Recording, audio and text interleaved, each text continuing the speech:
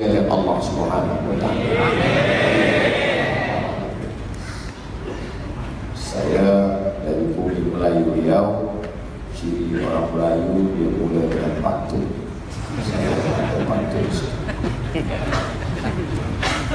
Pergi ke Arab memakan kebab. Kebab dimakan berharga murah. Hilang pula pantun.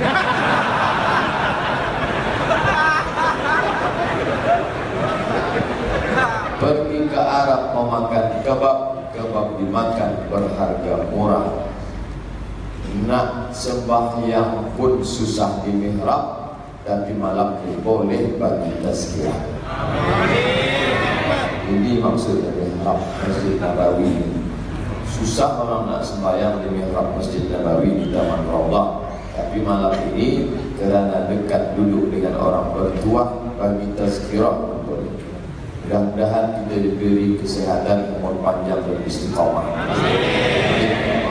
Saya akan sampaikan tajuk ini lebih kurang 20 menit. Manakala muncul fitnah, yaitu dengan meninggalnya Sayyidina Uthman ibn Affan, maka setengah sahabat ingin supaya cari dulu pembunuh Uthman ni siapa orang yang bunuhkan Uthman.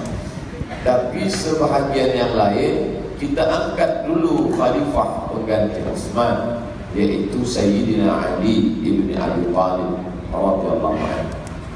Maka di situ terjadi ikhtilaf, asal muasal punca. Maka datanglah kelompok Khawarij. Mereka tidak ikut kepada Muawiyah bin Abi Sufyan dan tidak pula ikut kepada Sayyidina Ali. Khawarij keluar mereka daripada itu. Mereka halalkan darah sahabat Nabi. Sayyidina Ali halal darahnya, Muawiyah bin Abi Sufyan halal darahnya, Amr ibn As halal darahnya. 3 orang ini mesti dibunuh. Inilah asal muasal pengganas Khawarij. Maka 3 orang ini mesti dihabisi nyawanya. Dan takdir berkata lain, Muawiyah tidak meninggal, Amr bin As tidak meninggal, Sayyidina Ali meninggal syahid ditikam oleh Abdurrahman ibn Muljam. Ini kelompok jauh daripada sunnah. Mereka ini kelompok ahlul bid'ah bernama Khawarij. Abad ini pula memunculkan kelompok baru yang berkata bahawa semua ini adalah takdir Allah. Kita ini hanya seperti wayang yang dipermainkan oleh orang. Dia letak tangan ke kiri, dia belokkan ke kanan, maka kita tiada kuasa apa-apa. Ini datang kelompok baru bernama Jabariyah. Jabar, terpaksa. Saya ini terpaksa melakukan ini. Maka kata dia, tiada siapapun yang bersalah saat itu, kerana semua kesalahan itu ada pada Tuhan. Ini pun kelompok ahlul bid'ah, kerana dia jauh daripada Al-Quran dan sunnah Nabi Muhammad SAW. Lawan daripada Jabariyah ini adalah Qadariyah. Kata dia, tidak ada itu takdir. Sedangkan Jabariyah mengatakan semua ini sudah tertulis di Lauhul Mahfuz, termasuk kematian-kematian ini pun semuanya sudah tertulis. Maktub fis sama.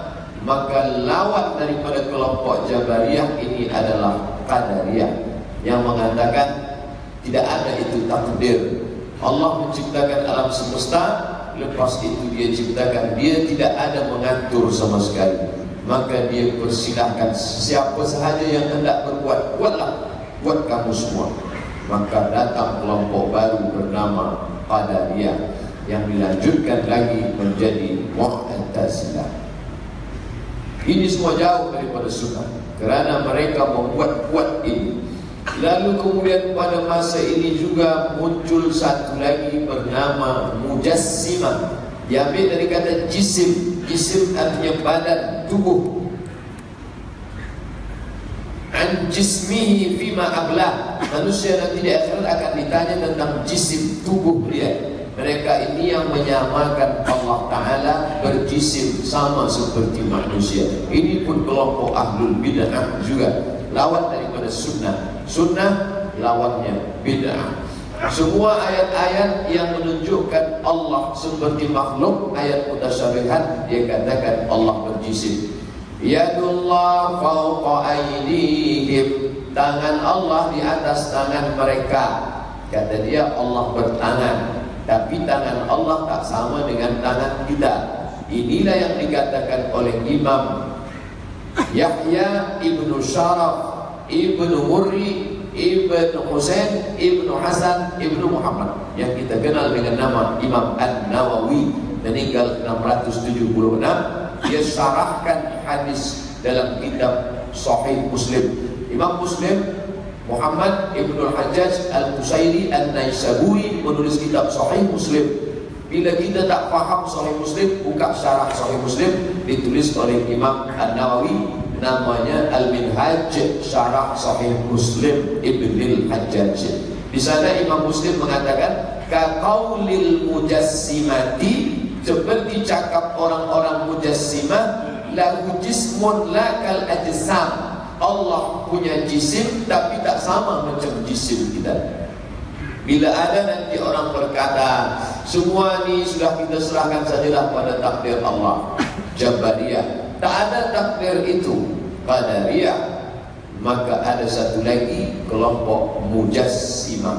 Jadi sebenarnya kita mesti fahamkan yang ada hadir sekarang ini adalah kelompok-kelompok lama yang memakai baju baru dengan istilah New Mu'tazilah, New Mujassimah. Bila ada nanti berkata Allah punya tangan tapi tangan dia tak sama dengan tangan kita, Mujassimah. Yang berkata ini bukan Abdul Samad, yang berkata ini Imam Nawawi. Kaqaulil mujassimah, seperti cakap mujassimah, lahu jismun lakal ajsam, Allah punya jisim tapi jisim dia tak sama dengan kita. Ar-Rahmanu 'alal 'arsy istawa, Allah beristiwa di atas arsy. Apa kata mujassimah? Al-istiqrar wal julus. Dia artikan makna istiwa itu istiqrar, menetap, wal julus, duduk. Tapi duduk dia tak sama macam duduk kita. Jismun kal ajsam. Apa makna Abdul Somad duduk? Abdul Somad duduk, kursinya di bawah, orangnya di atas. Bila orangnya di bawah, kursinya di atas, itu bukan duduk, menjunjung kursi namanya. Nah, mereka berkata lagu jismun, dia punya jisim dan dia duduk. Bahkan dalam kitab mereka dia katakan kan Allah yujlisu Muhammadan 'alal arsy ma'ahu, Allah mendudukkan Muhammad di atas arsy bersama dia di sebelah kanan dia. Maka ini mujassimah. Lalu kemudian yauma yukshafu an saqin, pada saat itu Allah menyingkapkan saqah dari lutut ke mata kaki, ini saqah namanya, betis. Allah menyingkapkan betis. Maka katakan Allah punya betis, Allah punya kaki, tapi kaki dia tak sama dengan kaki kita. Jismun kal ajsam. Maka ini mujassimah. Apapun nama kelompoknya nanti, apapun nama organisasi yang dia bawa, maka dia adalah new mujassimah, kelompok ahlul bid'ah. Lalu kemudian pula mereka katakan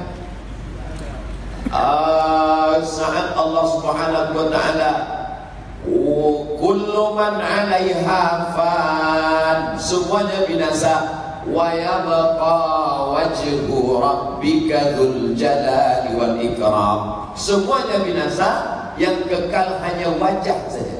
Dia kata Allah punya wajah, tapi wajah dia tak sama dengan wajah kita, sama dengan lahu jismun lakal ajsam.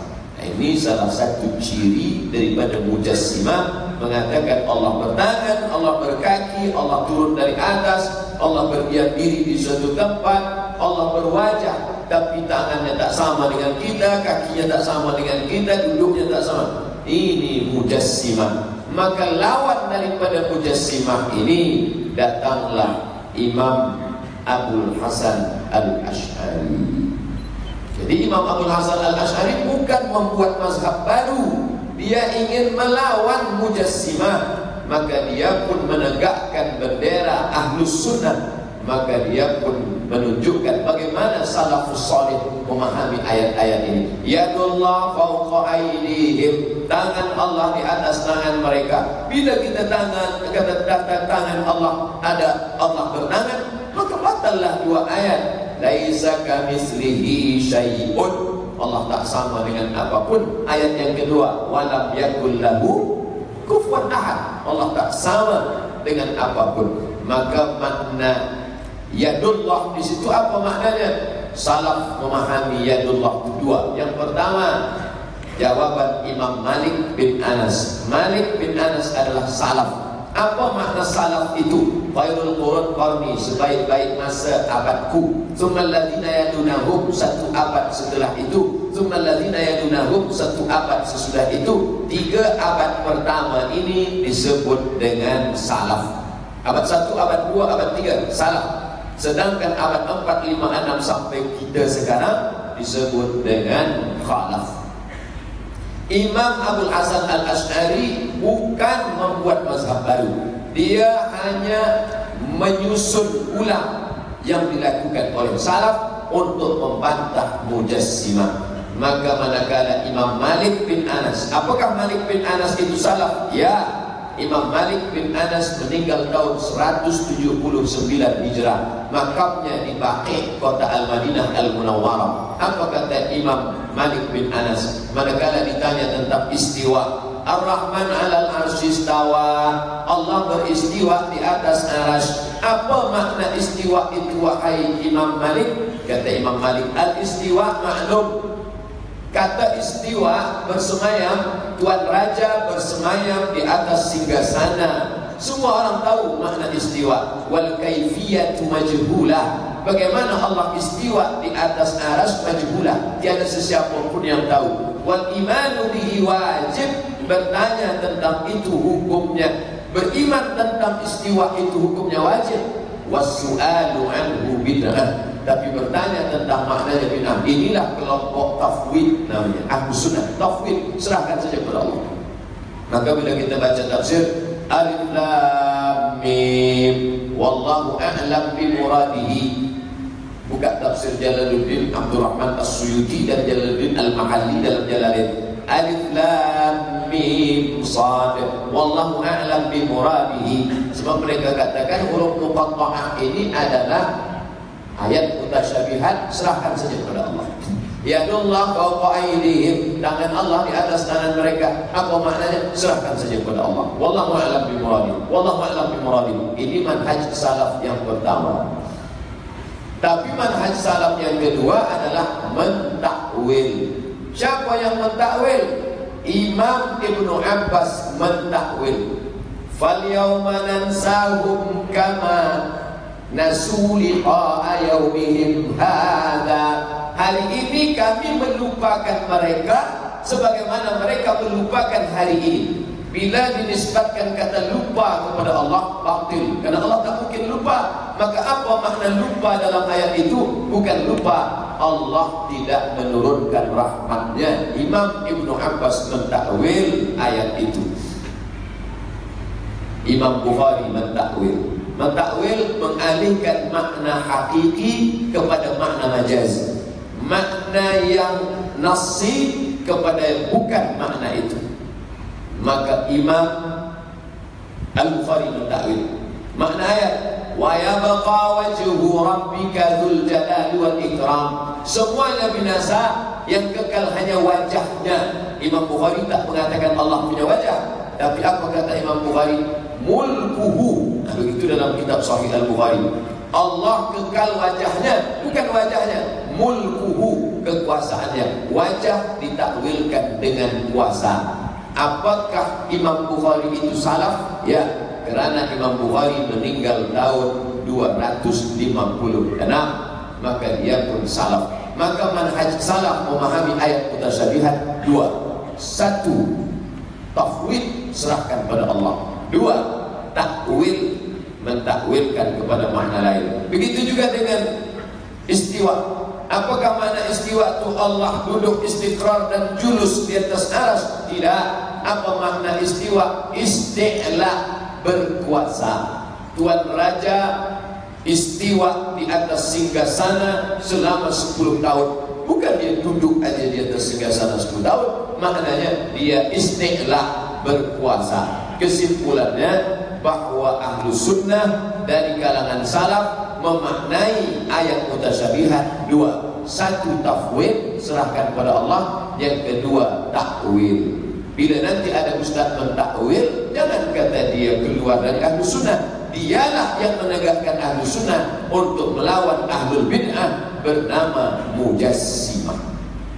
Sekarang ini Syekh As-Sabuni dikatakan keluar dari ahli sunnah. Mengapa? Karena dia mentakwil, dia Asy'ari.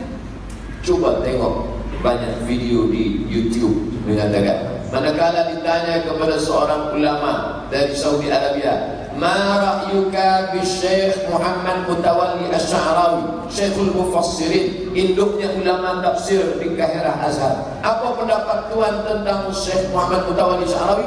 Apa kata dia? Huwa laysa min ahli sunnah li'annahu yu'awwil. Dia bukan ahli sunnah kerana dia mentakwil. Orang dikeluarkan dari ahli sunnah kerana mentakwil. Padahal takwil dan tafwid adalah ahli sunnah. Imam Asy'ari bukan membuat mazhab baru, tapi dia menyusun daripada kalangan salaf, kerana salaf pun mentakwil. Oleh sebab itu ini mesti dikuatkan lagi. Sebab bila anginnya kencang, akar kayu tertancap ke tanah, pucuknya ke atas. Kalaupun anginnya kencang, dia hanya setakat patah saja, namun tercabut tidak. Maka tanamkan balik akidah Asy'ari atau Maturidi. Sedangkan dalam fiqh Syafi'i, dalam tasawuf Junaid al-Baghdadi dan Abu Hamid al-Ghazali. Masalah fiqh. Mari kembali kepada Quran dan Sunnah. Kalimatul haq urida bihil batil. Kalimatnya hak, betul, benar, tapi maknanya batil. Siapa yang sanggup langsung direct kembali kepada Quran dan Sunnah? Mana kita sanggup? Mari kembali kepada Quran dan Sunnah. Awak hafaz hadis berapa? Ada 3 hadis. Itu pun kalau laptop hidup. Belum mati. Baca sanad hilang matan, baca matan hilang sanad. Habis lowbat, bateri, hilang semuanya. Macam mana? Maka manakala kita baca Jalaluddin Abdul Rahman As-Suyuti, tafsirnya 2. Satu tafsir Jalalain bersama Jalaluddin Al-Mahdi, satu lagi Ad-Durrul Mansur fi Tafsir bil Mansur. Sedangkan kitabnya, kata murid dia Ad-Daudi, kitab guru saya itu lebih daripada 500 juzuk kitab. Hafazan hadisnya berapa? Dia mengaku hafiztu mi'atai alf hadis. Aku hafaz 200.000 hadis. Law wajadtu aksara min dzalika la hafiztuha. Kalau aku hafaz lebih daripada itu, dapat aku hadis, aku pun akan hafaz juga. Tapi di ujung nama dia Jalaluddin Abdul Rahman As-Suyuti Asy-Syafi'i. Dia tetap mengikut pada mazhab Syafi'i. Kenapa? Tawaduk, rendah hati. Sebelum Imam Suyuti, Al-Hafiz, hafal hadis. Siapa dia? Ibnu Hajar Al-Asqalani, ujung namanya Asy-Syafi'i. Bila disebut Al-Hafiz, tak ada nama lain. Wa qala Al-Hafiz. Al-Hafiz berkata, maknanya adalah satu saja, tunggal, tiada berbilang. Al-Hafiz Ibnu Hajar Al-Asqalani, tapi di akhir namanya Asy-Syafi'i. Tapi hari ini ada orang buang Syafi'i, buang Ibnu Hajar Al-Asqalani, campakkan As-Suyuti, mari direct ke Quran dan Sunnah. Kita ni siapa? Imam Syafi'i belajar bahasa Arab di Bani Huzail 20 sana, 20 tahun belajar Al-Quran untuk memahami Quran dan hadis, baru boleh berijtihad. Ini dia masuk 16 kali pertemuan. Temu pertama, temu semester, akhir tinggal 13. Yang 3 kali tak datang, tinggal 10. Yang 10 nanti tulis copy paste dari sini, ambil web ini, ambil web ini, PhD. Senang ambil PhD. kambing pun boleh PhD. Oleh sebab itu maka ini kita mesti pahami dengan baik.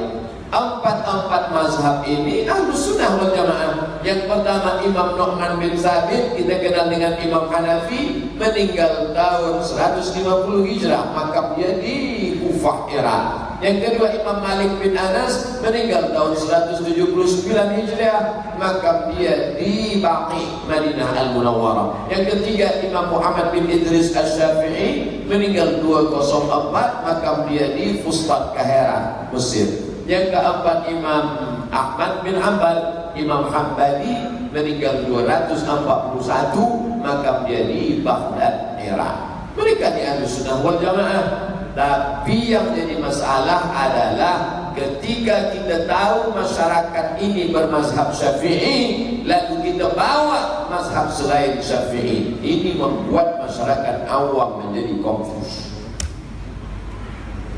Setengah sudah sembahyang ke masjid. Di kampung tu ada 10 orang, tapi yang ke masjid 5 saja. Yang 2 ni berkunut, yang 2 tak berkunut, yang 1 baru belajar sembahyang. Jadi dia akan menjadi masalah.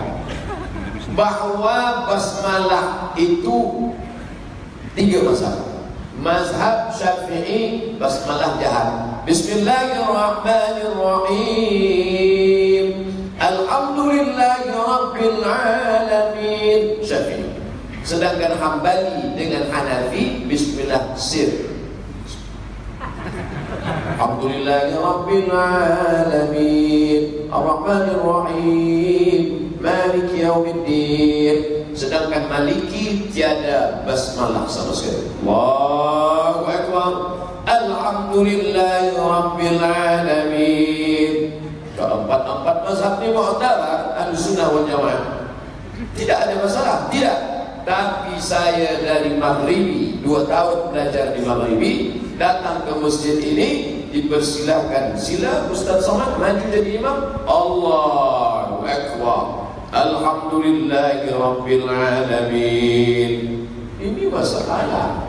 Kita dah tahu di sini bermazhab Syafi'i, kenapa dibawa Maliki? Lebih bahayanya lagi, begitu orang bertanya, kenapa Ustaz tak pakai bismillah tadi? Inilah yang Ahlus Sunnah. Lain daripada ini, bid'ah, wa kullu bid'atin dhalalah, wa kullu dhalalatin finnar.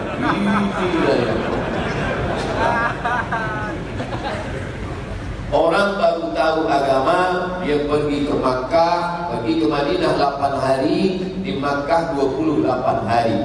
Balik, ternyata kita selama ni salah. Di Makkah tak ada imam baca basmalah. Makkah itu imamnya tidak baca basmalah sebab Makkah Madinah itu bermazhab Hambali. Siapa yang berkata begitu? Bacalah sejarah Saudi Arabia. Saudi Arabia itu didirikan oleh King Saud Malik Abdul Aziz, mazhab dia Hambali. Maka dia pakai mazhab Hambali. Hambali tiada pakai basmalah. Tapi sebelum King Saud Malik Abdul Aziz, Makkah itu pakai 4 mazhab. Maka Makkah itu dulu sebelum tahun 1924 memakai keempat mazhab. Tengok, pandang baik-baik gambar Masjidil Haram yang lama. Ada 4 pondok kecil di samping Ka'bah. Mazhab Syafi'i, mazhab Hanafi, mazhab Maliki, mazhab Hambali. Bahkan kita bangga kerana salah satu dari imam mazhab itu yang menjadi imam Masjidil Haram dari negeri Nusantara kita. Waktu itu kita disebut ini Ashabul Jawiyin. Dari mulai Patani sampai ke Moro, sampai ke Jawa disebut dengan Ashabul Jawiyin. Belum lagi ada Malaysia, Brunei Darussalam, belum ada. Semuanya kita dianggap sama semua. Salah satu yang pernah menjadi imam di Masjidil Haram itu adalah Syekh Ahmad Khatib Al-Minkabawi. Minkabawi, Minangkabau. Meninggal tahun 1916 sebelum revolusi King Abdul Aziz. Tapi manakala tahun 1924 berubah menjadi satu mazhab saja, Hambali saja.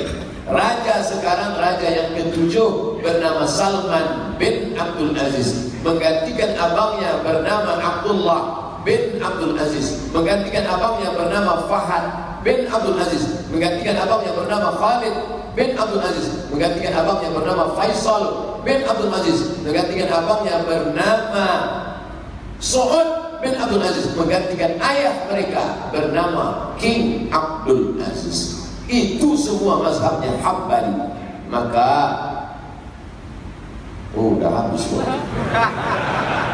Terakhir, pertama tadi akidah, yang kedua fiqh, yang ketiga adalah tasawuf.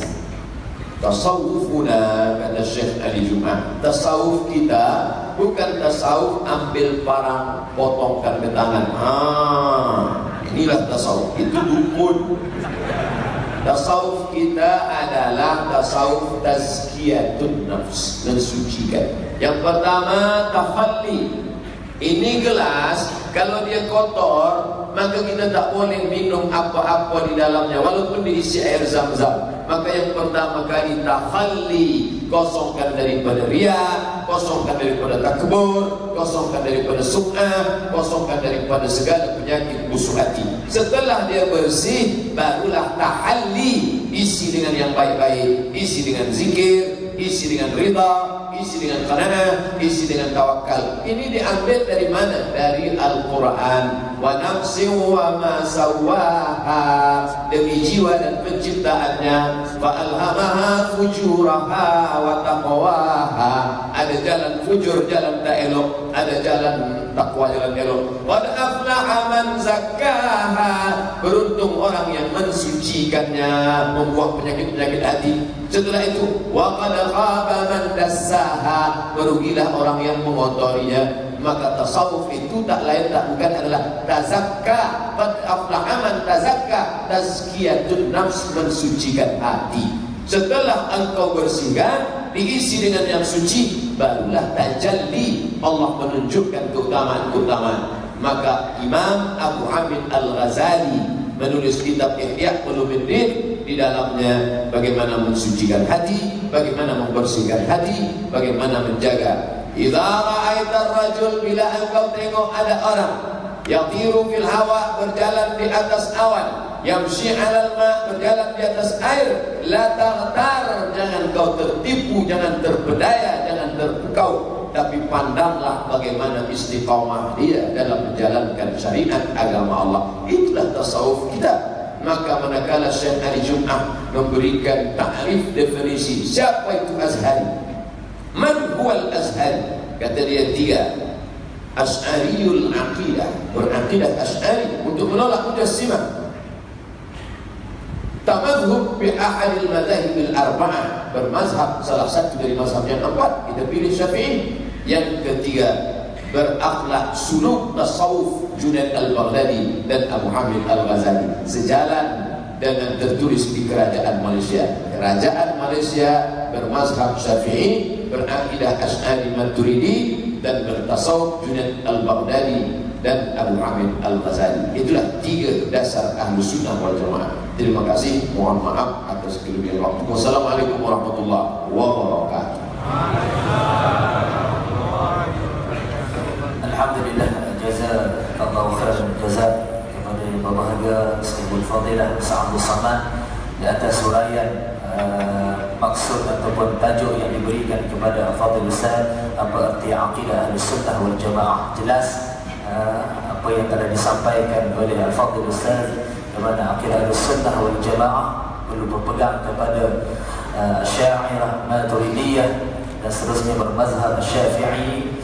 Dan inilah yang menjadi pegangan kita selama ini di Malaysia khususnya.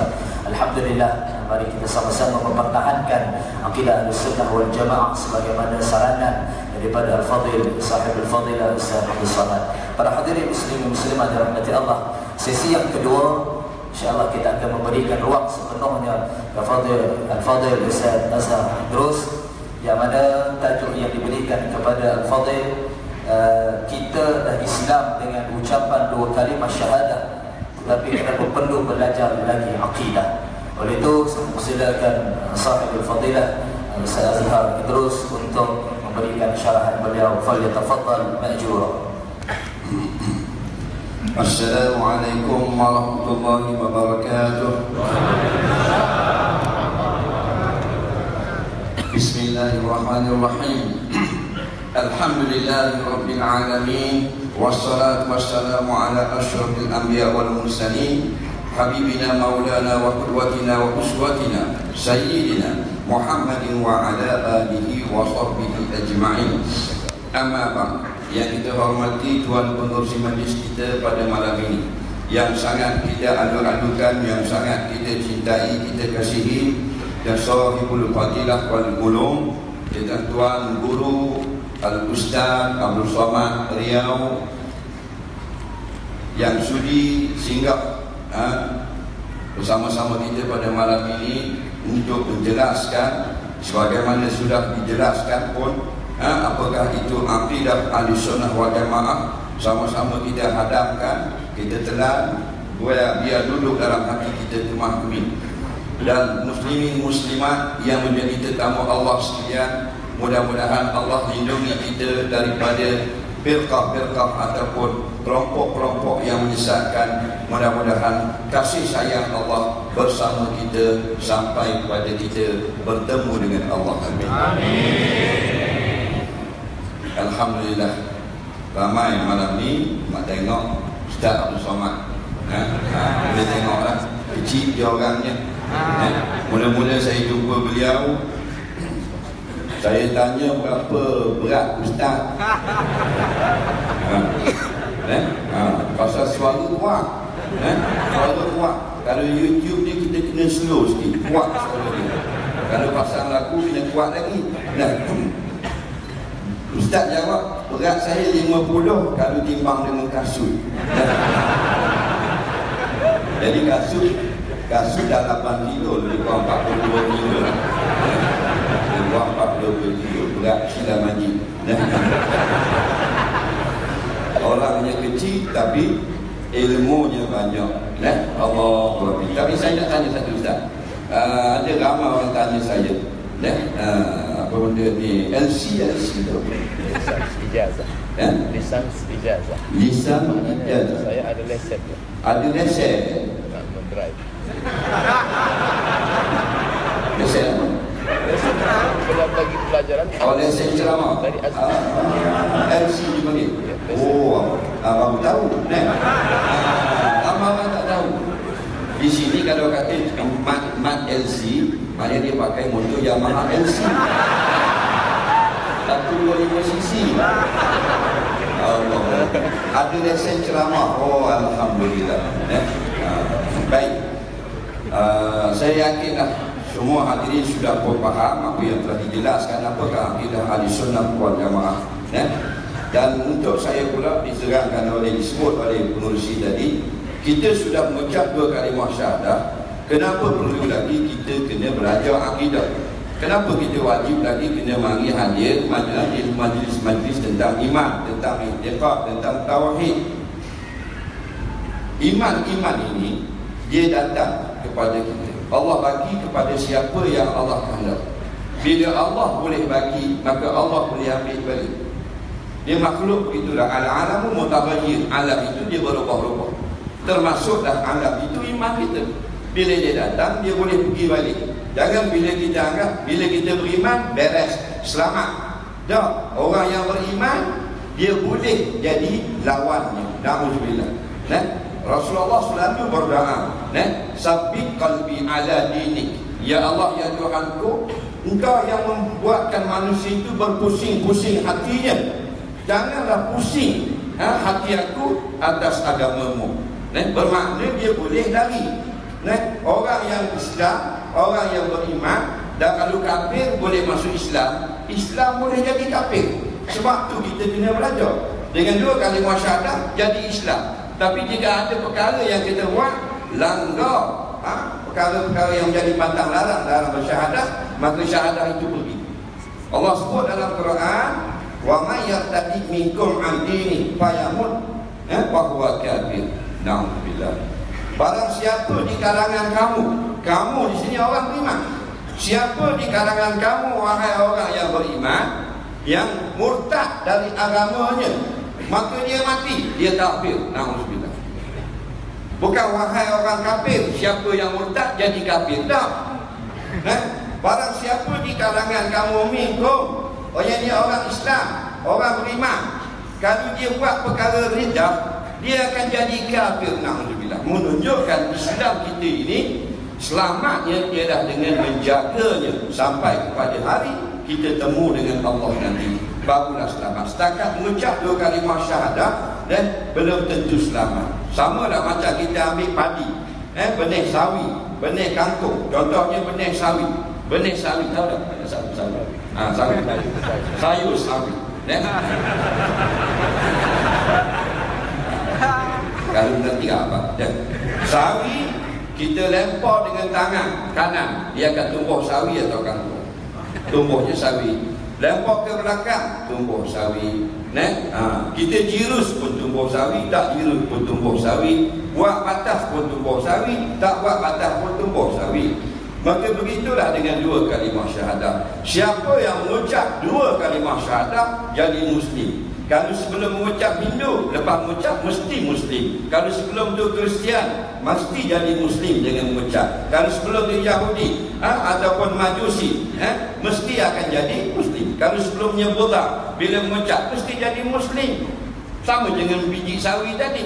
Siapa yang lempar biji sawi, mesti tumbuh sawi. Lempar ke depan, lempar ke belakang, lempar tinggi, lompat, tung. Jatuh sawi juga. Tetapi kenapa orang yang tanam sayur, tanam sawi, dia bukan saja letak benih sawi, dia buat batas, dia racun, dia baja, tak boleh air lebih, tak boleh air kurang, tak boleh panas sangat, tak boleh sejuk sangat. Jaga 2 bulan putih hasil. Jadi kalau kita letak je putih sawi, memanglah terbit keluar sawi, tapi 2 bulan lagi tidak ada yang kita boleh kutip. Ulat makan laut, ulat makan akor, ulat dalam batang, rosak habis. Itu kemungkinan. Jadi bila kita mengucap 2 kalimah syahadah, kita pergi belajar supaya mantaplah syahadah kita, selamat syahadah kita sampai hari kita dibangkitkan bertemu Allah di akhirat nanti. Itu tujuan dia. Dalam satu hadis yang kita takut tengok, Nabi kata yusbihu rajulu amina wa yumsi kafira wa yumsi amina wa yusbihu kafira atau kama qala. Nanti ada orang yang pagi dia beriman, petang menjadi kafir, petang beriman, pagi esok menjadi kafir. Menunjukkan di sini iman ini boleh berubah. Nampak? Pagi baca kuno, maknanya dia semayang, menunjukkan dia orang beriman. Petang pula dia kata tak boleh buat undang-undang hudud, potong tangan, ini zalim. Dia sudah kufur kepada Allah. Jadi kita belajar, walaupun kita sudah Muslim, kita pergi belajar. Sebab apa? Sebab kita nak syahadah kita, Islam kita ini tidak boleh dirosakkan oleh anasir, oleh musuh-musuh yang Ustaz Muhammad pun ada sebut tadi, dengan qadariyahnya, dengan mujassimahnya, dengan jabariyahnya, dengan khawariznya. Inilah ulat-ulat yang boleh merosakkan hasil-hasil ataupun kesuburan iman kita, akhirnya mati dalam keadaan qadariyah. Dilahirkan dalam keadaan ahli sunnah, mati sebagai qadariyah, mati sebagai mujassimah, mati sebagai mu'tazilah, mati sebagai jabariyah, sebagai khawarij dan sebagainya. Maka ulama mewajibkan kita untuk belajar. Bukan hanya kita kafir, tidak, kita sudah Islam, supaya Islam kita itu selamat. Kita beli kereta, kereta mahal lah kita beli. Kereta apa benda, BMW 7 Series, 1 juta ringgit. 1 juta ringgit ni mahal lah. Kita kena tukar air bateri, kita kena tukar minyak silinder, kita kena tukar plug. Kalau tuan dia kata, kenapa tukar ini, kereta dia 1 juta, tak payah tukar plug. Mesti okey punya sepanjang zaman. Kalau tak tukar plug, tak tambah minyak silinder, tak cek minyak bateri dan sebagainya, tidak okey, dia akan KO. Walaupun kereta 1 juta, dia naik lori towing. Pasal apa? Pasal tidak jaga. Maka kita nak akidah kita selamat lah. selamat sampai pada hari kita dibangkitkan nanti. Sebelum bangkit, kita akan dites sekali lagi dalam kubur. Allah kata, Allah beritahu kepada Nabi, mu sampaikan hadis ini yang manusia tidak tahu. Ini alam gaib, dalam alam barzakh. Di dalam alam barzakh nanti, bila kita masuk dalam kubur, datang Munkar dan Nakir, dia akan tanya kita. Nabi cerita, apa dia tanya? Man rabbuka wa man nabiyuka dan wa ma i'tiqaduka. Man rabbuka, siapa Tuhan kamu? Menunjukkan orang ini orang Islam. Wa man nabiyuka, orang ini umat Muhammad sallallahu alaihi wasallam. Mengaku Allah sebagai Tuhan, mengaku Nabi Muhammad sebagai nabi. Dia akan jawab, Allahu Rabbi, Allah Tuhanku. Banyak jawab. Wa Muhammadun Nabi, Muhammad itu nabiku. Ada lagi soalan, wa ma i'tiqaduka. Dan kalau Allah itu Tuhan, Nabi itu sebagai Nabi kita Muhammad, apa masalah i'tiqad pula?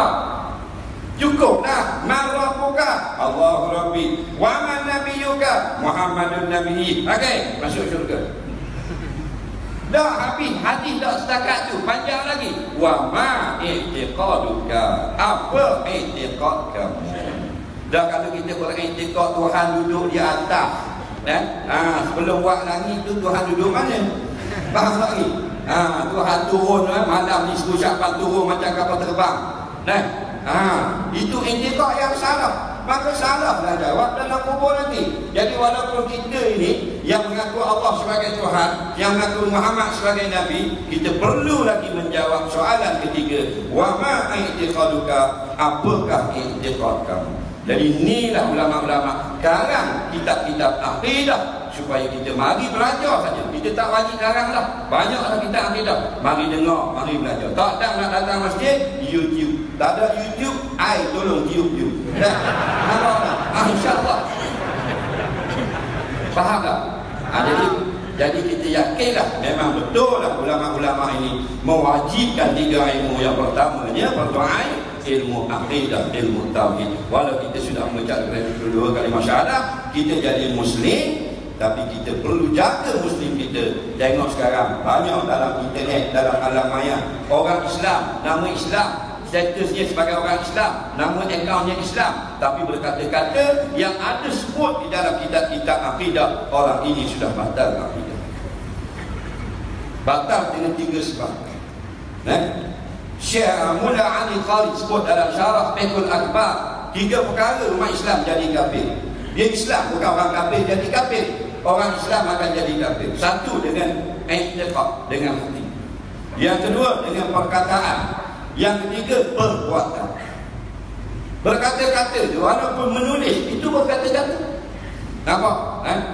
Dia sakit, dia kata Tuhan ini zalim menjadikan aku sakit. Dia kata Tuhan zalim jadi aku sakit. Jadi dialah yang pandai dari Tuhan. Nampak tak? Ada seorang laki-laki dia dulu bawa pokok beringin. Pokok beringin ni buah dia kecil dan batang dia besar. Besar-besar tiang masjid. Di bawah pokok beringin, di hujung belah kanan dia ada pokok tembikai. Orang Indonesia panggil orang yang semangka. Sini tak panggil semangka, tembikai. Tembikai ini orang KL lah. Kalau orang Terengganu, timun Cina. Timun Hong.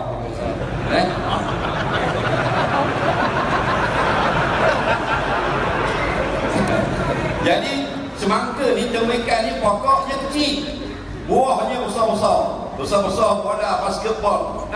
6 kilo, 8 kilo sebiji. Dia pun kata tak pandai Tuhan ni. Kalau Tuhan tu adil, pokok beringin batang besar, buah besar lah. Ni buah batang besar beringin, buah kecil besar jari je. Buah tembikai pula, semangka pula, pokok kecil duduk atas tanah, buah besar-besar pula. Tidak adil Tuhan ni.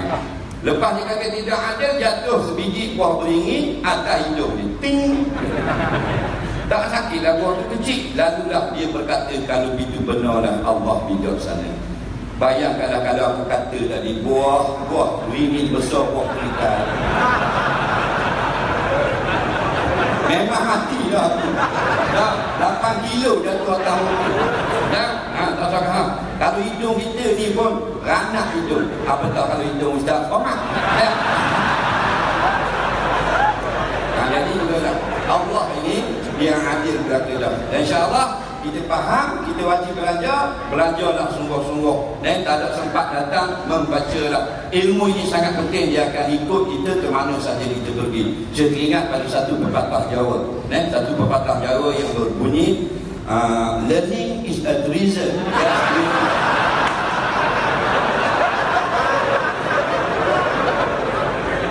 Ini betul ni. Nah, ini pepatah Jawa ni. Mungkin Ustaz belum pernah dengar. Learning is a treasure that will follow its owner everywhere. Ilmu ini akan mengikut kita, tuan punya ilmu, ke mana saja. Maknanya dia akan jaga kita. Kalau duit, kita kena jaga dia. Kena jaga. Lambat simpan saja, hilang duit. Kalau pencuri tak ambil, bini ambil. Tapi ilmu dia ikut kita. Dia ikut. Dia sampai kat kedai judi, ini haram. Belajar dah, ini haram. Dan sampai kat perkara-perkara, ini tak boleh. Itu ilmu. InsyaAllah pakai belajarlah bersungguh-sungguh. Dunia telah banyak Allah bagi kepada kita. InsyaAllah kita bertekad untuk mulai sekarang belajar sungguh-sungguh supaya selamat akidah kita sampai kita bertemu dengan Allah nanti. Wallahu a'lam.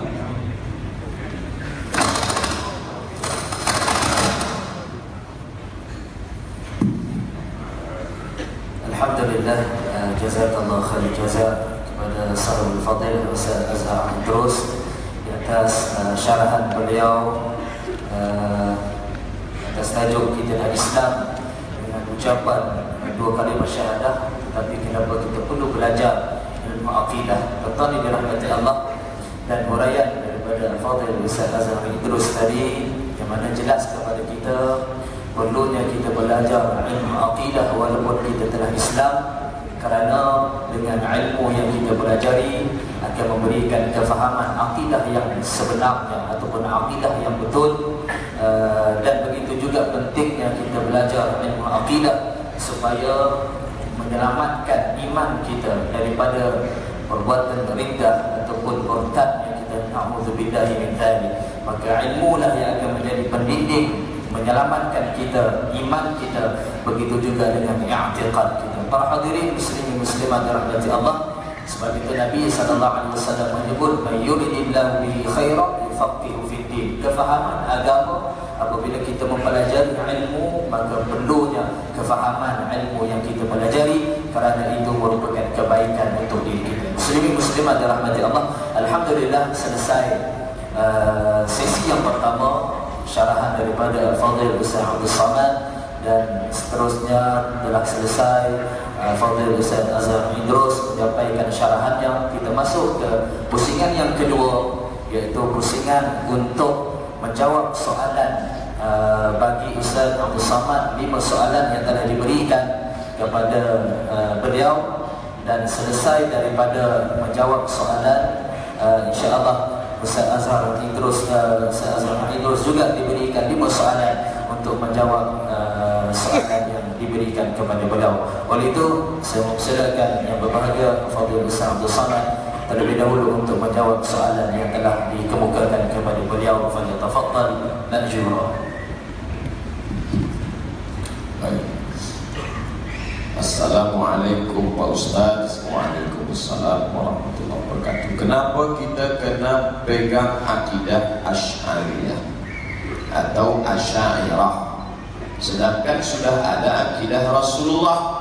Kenapa tak langsung saja akidah Rasulullah? Sekarang saya balik. Awak tadi baca Quran, ya, baca Quran pakai qiraat siapa? Qiraat Hafs. Qiraat yang kita baca itu qiraat Hafs.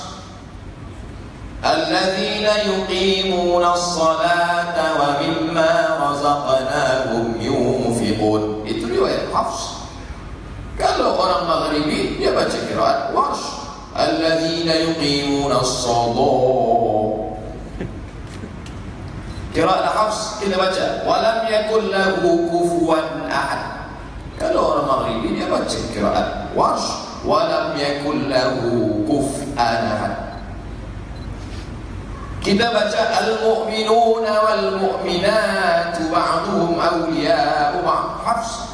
Kalau orang Maghribi dia baca qiraat Warsh, al-mu'minuna wal-mu'minat. Tadi imam baca panjang mana? Dia baca Hafs.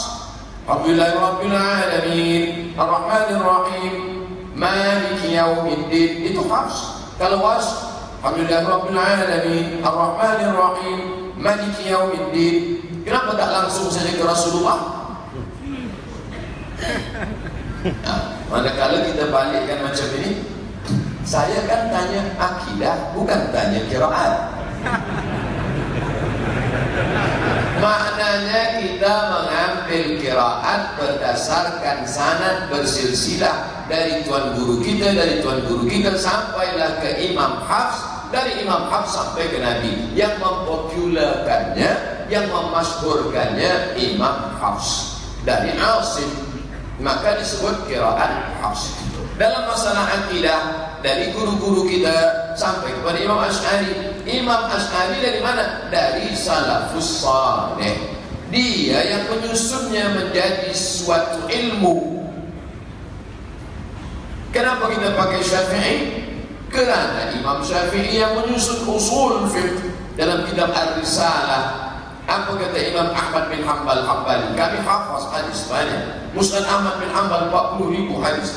Kami hafaz, tapi kami tak faham mana hadis am, mana hadis khas, mana hadis mutlak, mana hadis muqayyad. Tak faham kami mana taqyidul mutlak, mana takhsisul am sebelum Syafi'i datang.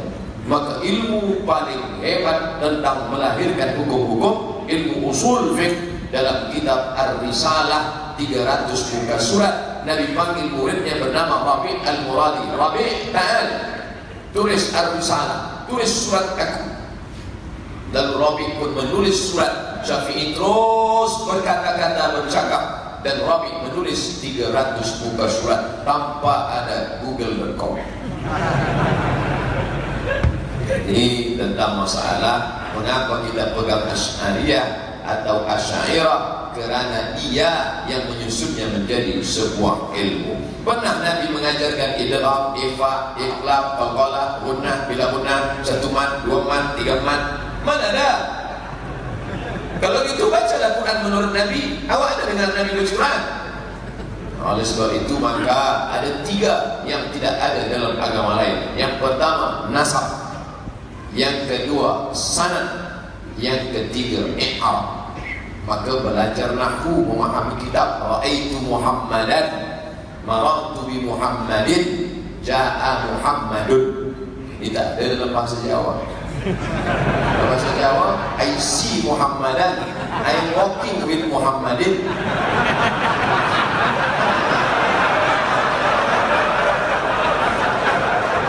Oleh sebab itu maka kita mesti kena belajar baik-baik.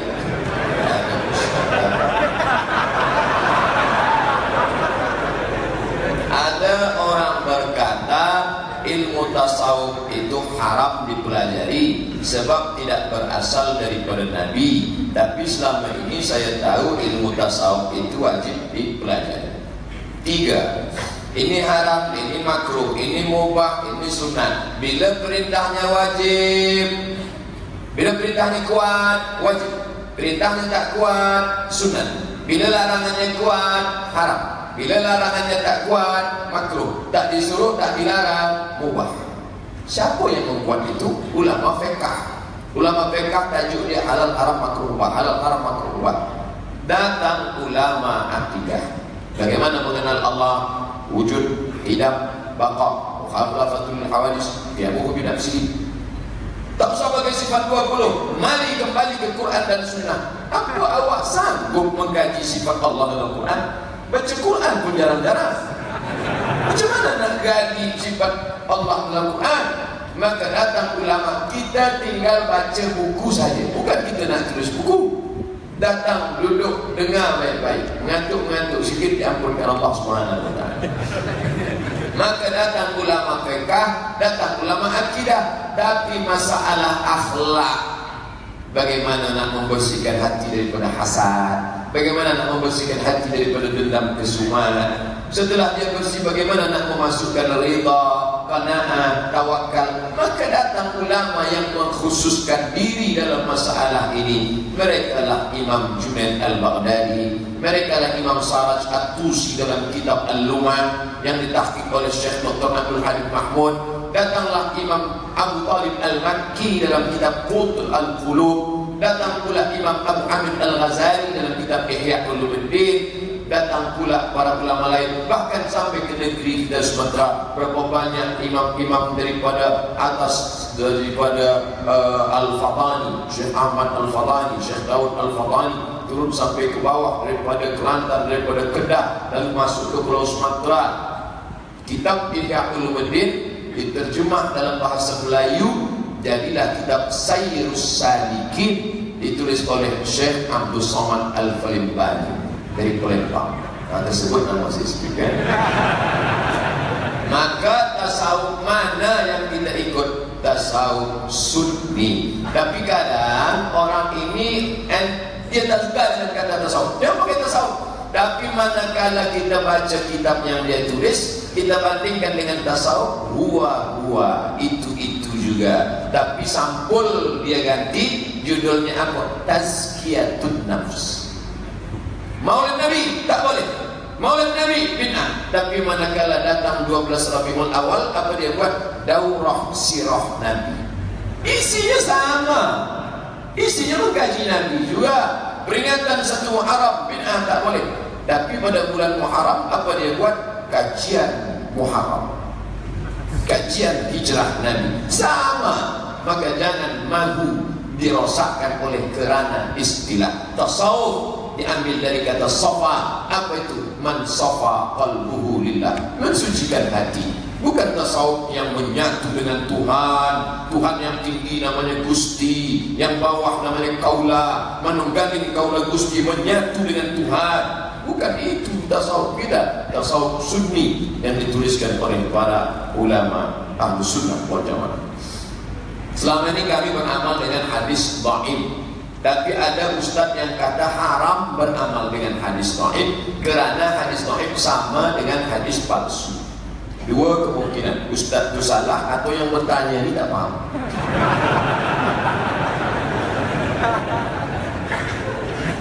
Dengar baik-baik apa kata Imam Nawawi.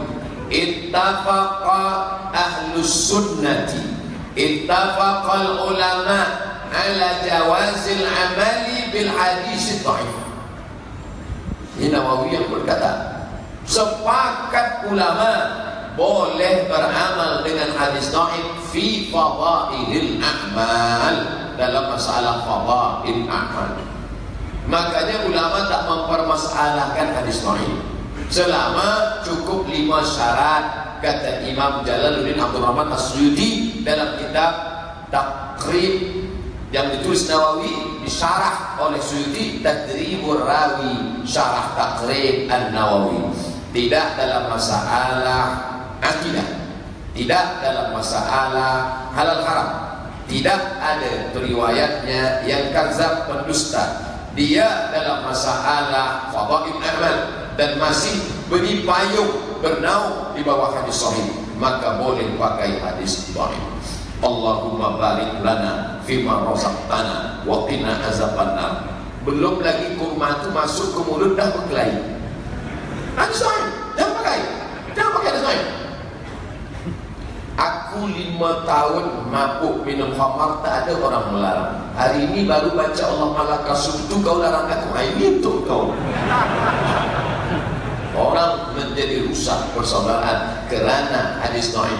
Maka hadis dhaif boleh diamalkan selama cukup 5 syarat. Bukan masalah halal haram, bukan masalah akidah. Tidak ada hak riwayatnya yang kadzab pendusta. Dia masih bernaung di bawah hadis sahih. Dan untuk fadail amal, utlubul ilma walau bisin, tutuplah ilmu walau ke negeri Cina. Itu bukan hadis palsu. Tapi katanya dia ada dalam kitab Al-Mawdu'at. Jangan baca satu kitab. Sebab Ibnul Qayyim penulis Al-Mawdu'at melampau. Ulama lain tidak mengatakan tuntut ilmu ke negeri Cina itu hadis palsu, tapi hadis dhaif, setakat dhaif, tak sampai pada maudhu'. Maudhu' palsu, bukan hadis sama sekali. Al-Bazinjan Syifaa'un min kulli da', terong obat dari segala macam penyakit. Itu memanglah palsu. Siapa yang membuat? Tukang jual terong. Supaya dia laku, dia buat hadis palsu. Maka ini tak betul. Maka kita mesti tengok ini hadis sahih, di bawah sahih hasan, di bawah hasan dhaif, di bawah dhaif maudhu'. Bila dia maudhu', kita tak boleh pakai sama sekali. Tapi dia dhaif, boleh dipakai bila cukup 5 syarat. Jangan baca kitab Zakaria Kandahlawi Fadail Amal, banyak hadis dhaif. Bila Fadail Amal Zakaria Kandahlawi tak boleh dipakai, maka tak boleh pakai Sunan Tirmidzi, sebab Sunan Tirmidzi banyak hadis dhaif, Sunan Abi Dawud banyak hadis dhaif, bahkan Musnad Ahmad bin Hanbal merata-rata banyak hadis dhaif di dalam, tak boleh pakai. Apa makna Imam Ahmad bin Hanbal memasukkan hadis dhaif dalam kitabnya? Supaya orang tahu bahawa hadis dhaif boleh dipakai. Bolehkah kita tak mahu ikut ulama atau mazhab? Kami nak ikut Quran hadis sahaja, kerana ulama pun manusia biasa macam kita. Boleh jadi ulama pun tersalah juga. Bila kereta awak rusak, BMW yang tadi rusak, apakah awak langsung terus saja perbaiki sendiri atau bawa kepada ulama? Dia bawa kepada ulama. Dia tanya, hai ulama BMW, apa agaknya kerosakan ini? Bila dalam masalah kereta engkau bawa pada yang alim, kenapa masalah agama engkau kata engkau boleh kerjakan sendiri? Ini maknanya kita ni manusia macam tangan. Ada tinggi, ada sedang, ada rendah, ada gemuk, ada kurus, ada yang 42 kilo. Begitu juga dengan hidung, ada mancung, ada biasa. Imam Syafi'i bila ada orang berkata aku dengan Syafi'i tiada beza. Bila Syafi'i boleh ambil terus direct ke Quran Sunnah, mengapa aku tak boleh? Syafi'i makan, Syafi'i minum. Bila Syafi'i boleh, mengapa aku tak boleh? Cuba baca elok-elok Syafi'i. Syafi'i kalau dia baca kitab, dia tutup sebelah. Dia baca ni, dia tutup sebelah. Muka surat ni dia tutup. Sebab apa? Sebab bila dia tengok, dia faham juga yang sebelah itu. Kita baca 2-3 kali pun tak boleh faham. Imam Syafi'i berangkat pergi dari rumah ke masjid, dia tutup ruang telinga dia. Sampai di masjid orang bertanya, Syafi'i, mengapa kau tutup telinga kau? Sebab bila aku buka, aku hafaz semua cakap orang yang aku lihat. Dah, ustaz ni tak ada cerita apa ni? Cuba tengok di www.youtube.com tentang orang punya IQ. Boleh dia sebut, dia boleh katakan ZZYY 2378, boleh dia ulang-ulang balik. Kenapa dia boleh? Maka Imam Syafi'i punya kecerdasan smart yang luar biasa. Jadi bila ada orang berkata Syafi'i makan, aku makan, betul. Syafi'i minum, aku minum, betul. Syafi'i tidur, aku tidur, ya. Tapi otak engkau tak sama dengan otak Syafi'i. Makannya sama, mungkin kau lebih daripada dia. Itulah maka kita ikut imam. Apa kata Allah dalam Quran? Fas'alu ahla dzikri, tanya orang yang tahu. In kuntum la ta'lamun, bila kau tak tahu. Maka Allah doakan, Nabi doakan Abdullah bin Abbas. Nah, ya sahabat lain tidak ada dapat itu. Apa kata Nabi? Allahumma faqihhu fid din wa 'allimhu ta'wil. Dalamkan agamanya, ajarkan dia ta'wil. Maka Abdullah ibnu Abbas, umur dia waktu Nabi meninggal 15 tahun, tapi Sayyidina Umar ajlasahu fi majlisihi. Sayyidina Umar mendudukkan dia di majlisnya. Al-alimu kabiran wa in kana saghiran. Al-alimu kabirun, orang yang berilmu itu besar walaupun dia masih muda. Abdullah bin Abbas tak sama manusia. Maka kita yang merasa diri kita rendah, tak ada apa-apa, kita pun ikut kepada para ulama. Allah yang suruh kita fas'alu ahla zikri in kuntum la ta'lamun. Di tempat kami ada kumpulan minoriti yang berkata Tuhan ada atas langit. Ini akidah yang benar katanya. Siapa yang etikat Tuhan ada atas langit, siapa yang etikat ada Tuhan atas langit, dia jadi kafir. Adakah betul kumpulan ini? Tuhan ada atas langit. Di mana Tuhan? Di sana. Berarti dia boleh ditunjuk. Kalau dia tunjuk, dia di atas. Berarti dia sama dengan kipas. Maka kita sudah samakan dia. Padahal dia laisa kamitslihi syai'un wa huwas samiul basir wa lam yakul lahu kufuwan ahad. Maka tak boleh menyamakan Allah dengan makhluk. Kata kitab syarah kitab Aqidah Tahawiyah, di situ disebutkan munazzahun 'anil jihadis sitt, dia suci dari 6 arah. Tidak di muka, tidak di belakang, tidak di kanan, tidak di kiri, tidak di atas, tidak di bawah. Huwa maujud bila makan, tapi dia bukan fi kulli makan. Ini banyak fitnah-fitnah ke saya. Somad berkata Tuhan ada dalam bilik termenung. Somad berkata Tuhan ada dalam tempat najis. Dia salah dengar atau dia ingin fitnah saya. Ahlussunnah wal Jamaah, Allah maujud bila makan. Tidak layak disebut tempat dia di mana, sebab dia sudah ada sebelum tempat, zaman dan masa itu ada. Aku kata Imam Ali karramallahu wajhah, allazi ayyana al-aina la yuqalu annahu aina. Dia yang sudah ada sebelum masa itu ada, maka tak layak dikatakan kepada dia di mana sekarang, karena tak sesuai pertanyaan itu. Bagaimana dengan hadisul jariyah, aina Allah fis sama? Jangan memahami satu masalah dari satu hadis. Hadis itu ada syawahid utamaan yang lain. Maka ulama mentakwil yang dimaksud di situ aina Allah, dia tunjuk fis sama, maknanya bukan makanun tapi makanah, kedudukan. Di mana berada tuan raja, dia di atas walaupun dia sedang duduk di bawah. Kerana yang dimaksud dia di atas bukan tempatnya tapi kedudukan dia yang tinggi. Kerana mengatakan bertempat, maka hilanglah dia dari kesucian. Allah maujud bila makan, munazzahun 'anil jihadis sitt. Wallahu a'lam bishawab.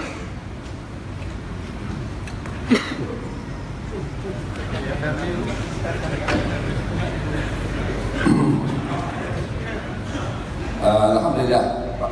Faham tak tadi? Kalau tak faham dia anak-anak. Soalan yang diberikan kepada saya, yang pertama, apakah benar haram hukumnya bersalam selepas solat? Ini begini hari-hari. Bersalam ni berjabat salam. Kalau seperti lagi-lah yang selepas mayat berjabat salam, aqolo muholo, pegang tangan berjabat salam. Memang ni jabat salam hukumnya sunnah Nabi SAW, dapat pahala besar. Nabi SAW sebut dalam satu hadis, ma min muslimaini yaltaqiyani fayatasafahani illa ghafarallahu lahuma ma lam yatafarraqa aw kama qala. Ada beberapa hadis yang berlainan lafaz tapi satu makna saja. Tidak ada dua orang Islam yang bertemu keduanya lalu berjabat salam, melainkan Allah akan ampunkan dosa keduanya sebelum mereka berpisah. Kali itulah ijma' ulama, bersalam ini sunnah, dapat pahala. Dan ada tambah lagi, ghafarallahu lahu, Allah ampunkan dosa keduanya. Tidak ada ulama kata bersalam tidak boleh. Yang jadi masalah ni duduk balah bersalam lepas mayat. Pasal apa jadi berbalah? Pasal dalam hadis Nabi tak kata di mana. Nabi kata ma min muslimaini saja. Tidak ada daripada dua orang Islam yaltaqiyani, yang mereka dua orang ini bertemu, berjumpa. Nabi tak kata berjumpa di mana-mana. Maka asal bersalam itu adalah sunnah dan sunat dapat keampunan dosa. Yang jadi masalah lepas sembahyang. Apakah hukum? Dulu tak jadi masalah, sekarang sudah jadi masalah. Lepas sembahyang ni daripada dulu ni kita beranak kecil tu orang bersadar dah lepas sembahyang. Tapi sejak Facebook dengan YouTube ni, jadi ada beberapa ulama mustahid baru ni haram pula bersalam lepas. Jadi kita nak pakai macam mana ni? Inilah macam tadilah tak bersama kata, kalau kereta rosak pergi kepada ahli dia yang pandai naiki kereta. Maka bila ada berlaku masalah agama, kita balik pada ulama-ulama. Itulah yang terbaik. Ulama yang besar-besar lah. Apa kata mereka? Di antaranya daripada suatu hadis riwayat Qatadah. Qatadah berkata, qultu li Anas, akanatil musafahah fi ashabin Nabi sallallahu alaihi wasallam.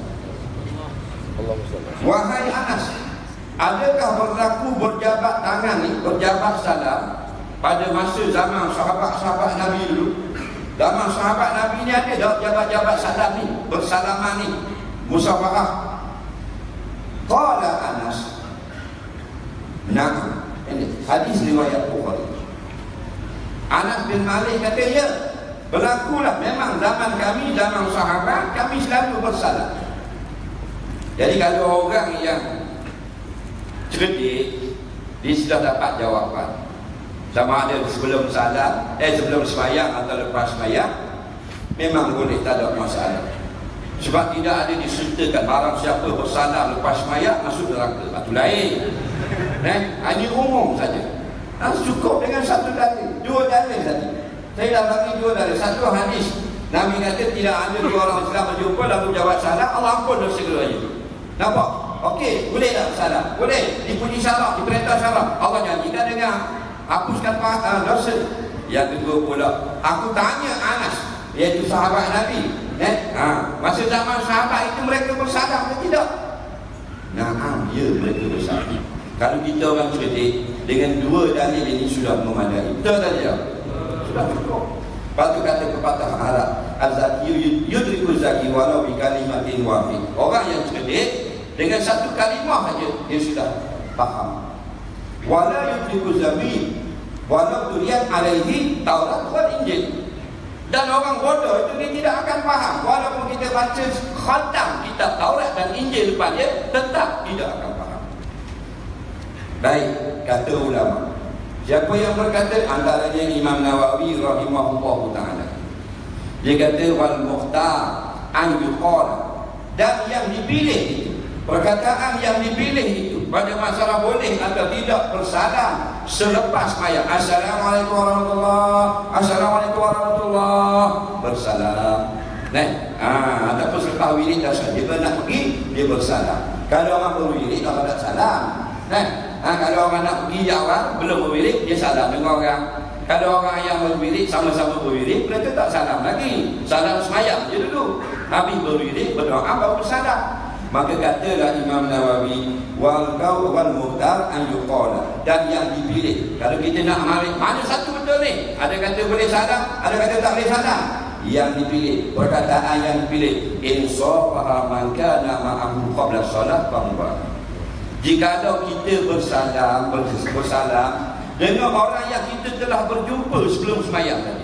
Sebelum sembahyang kita jumpa dah. Lepas salam sembahyang kita bersalam pula. Wa mubahah, maka hukumnya harus, bukan haram. Ini tidak haram, semua haram. Kalau semua haram, senang. Mak Lempit boleh jadi mufti. Tak payah pergi Morocco. Soalan pertama haram, soalan kedua haram, soalan ketiga, 4, 5 haram. Betul tak? Jadi kalau dia bersalam selepas sembahyang, padahal tadi sudah bertemu, maka hukumnya mubah, hukumnya harus. Nampak? Wa in safaha man lam yakun ma'ahu qablaha wa mustahabbah. Dan jikalau dia bersalam dengan orang yang dia belum jumpa sebelum sembahyang, maka bersalam itu jadi sunat.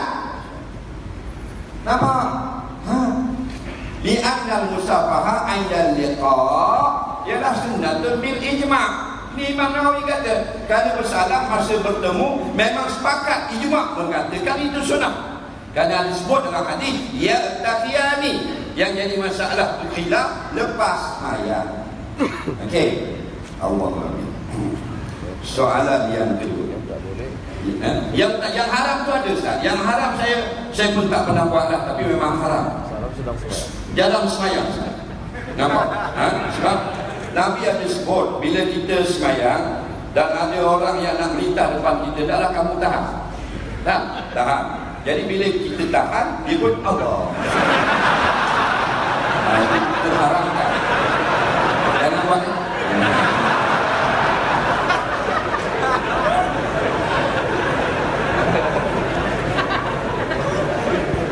Soalan yang kedua, berlaku kekeliruan pada masalah makan di rumah orang mati. Ada yang kata haram dan kena laknat. Mohon tak jawab supaya hilang kekeliruan ini. Allah Akbar. Ada orang kata haram makan rumah orang mati, dan kalau kita makan kena laknat. Ini masalah. Betul ke tidak? Berlaku perbalahan, bergaduh-gaduh dan sebagainya. Mengaji tak mahu, mengaji malas, yang rajinnya bergaduh. Jadi faham baik-baik. Tidak ada lah sebarang hadis yang kita pernah jumpa dalam kitab-kitab hadis yang Nabi kata bila kamu pergi rumah orang mati haram kamu makan ini tak ada. Yang Nabi kata bila berlakunya kematian Ja'far radhiyallahu anhu, Nabi kata pada sahabat, isna'u li ali Ja'farin ta'ama.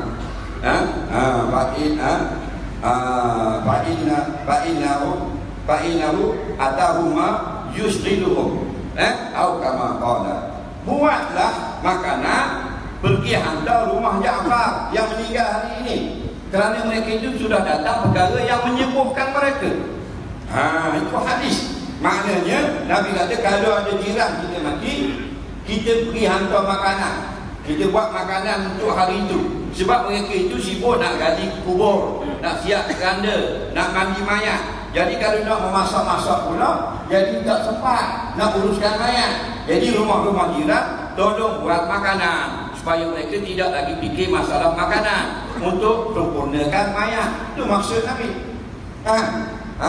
Kita dah lebih-lebih dah. Haram bila dia orang mati ada air, haram minum air. Sampai budak nak menyusu pun haram. Budak kata, saya tak haram, saya masih kecil. Nampak? Ini masalah. Ada berlaku. Dia nak menyusu anak dia, dan maklum dia mak saudara lah. Turun bawah, haram menyusu anak. Mengopek ni atas dapat begitu sekali. Kalau rumah tu bawah tu okey. Kalau rumah bawah tu lecok, ada kotor tu makan dalam longkang. Ada ni tak salah. Yang salah itu kita pergi rumah orang mati, kita kata ke tuan rumah, kami datang ziarah ni, buatlah nasi goreng. Kita datang jauh ni dari Riau, nasi goreng dulu.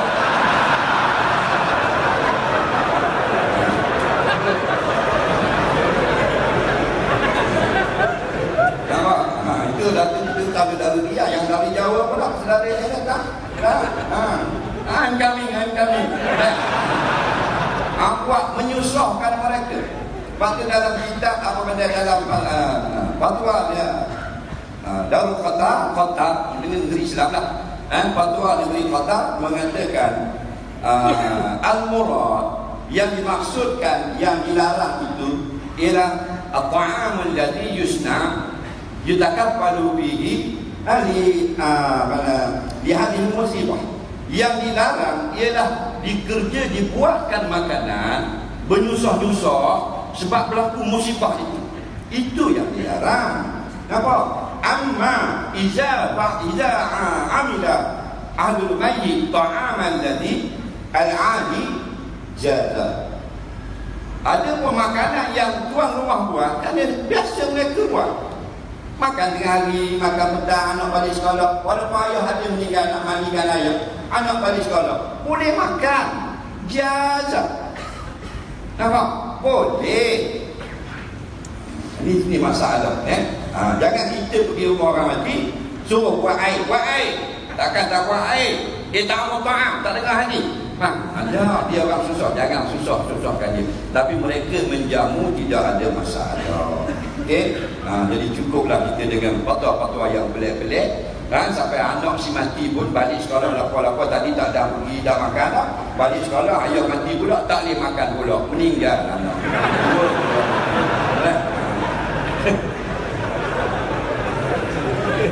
Soalan yang ketiga, ada orang kata sia-sia dan sesat baca talqin dan Quran pada kubur sebab orang mati tidak mendengar. Allah kan berfirman, wa ma yastawil ahya wal amwat inna Allah yusmi man yasha wa ma anta bimusmi'in man fil qubur. Kenapa tak beramal dengan ayat ini? Oh, dia marah.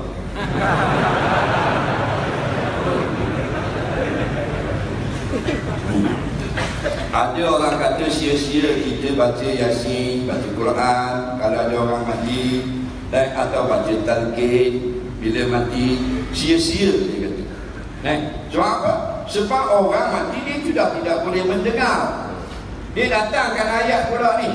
Wa ma anta bimusmi'in man bil qubur. Kamu tak boleh dengarkan orang yang sudah mati di dalam kubur. Itu masalah. Jadi kalau kita ni kalau suka agama, dengar dalil ni, ini betul. Ini betul. Mazhab Syafi'i mengaruh dah. Ini ayat Quran. Ayat Quran kata, kamu wahai Nabi tidak mampu menjadikan orang yang dalam kubur itu boleh mendengar.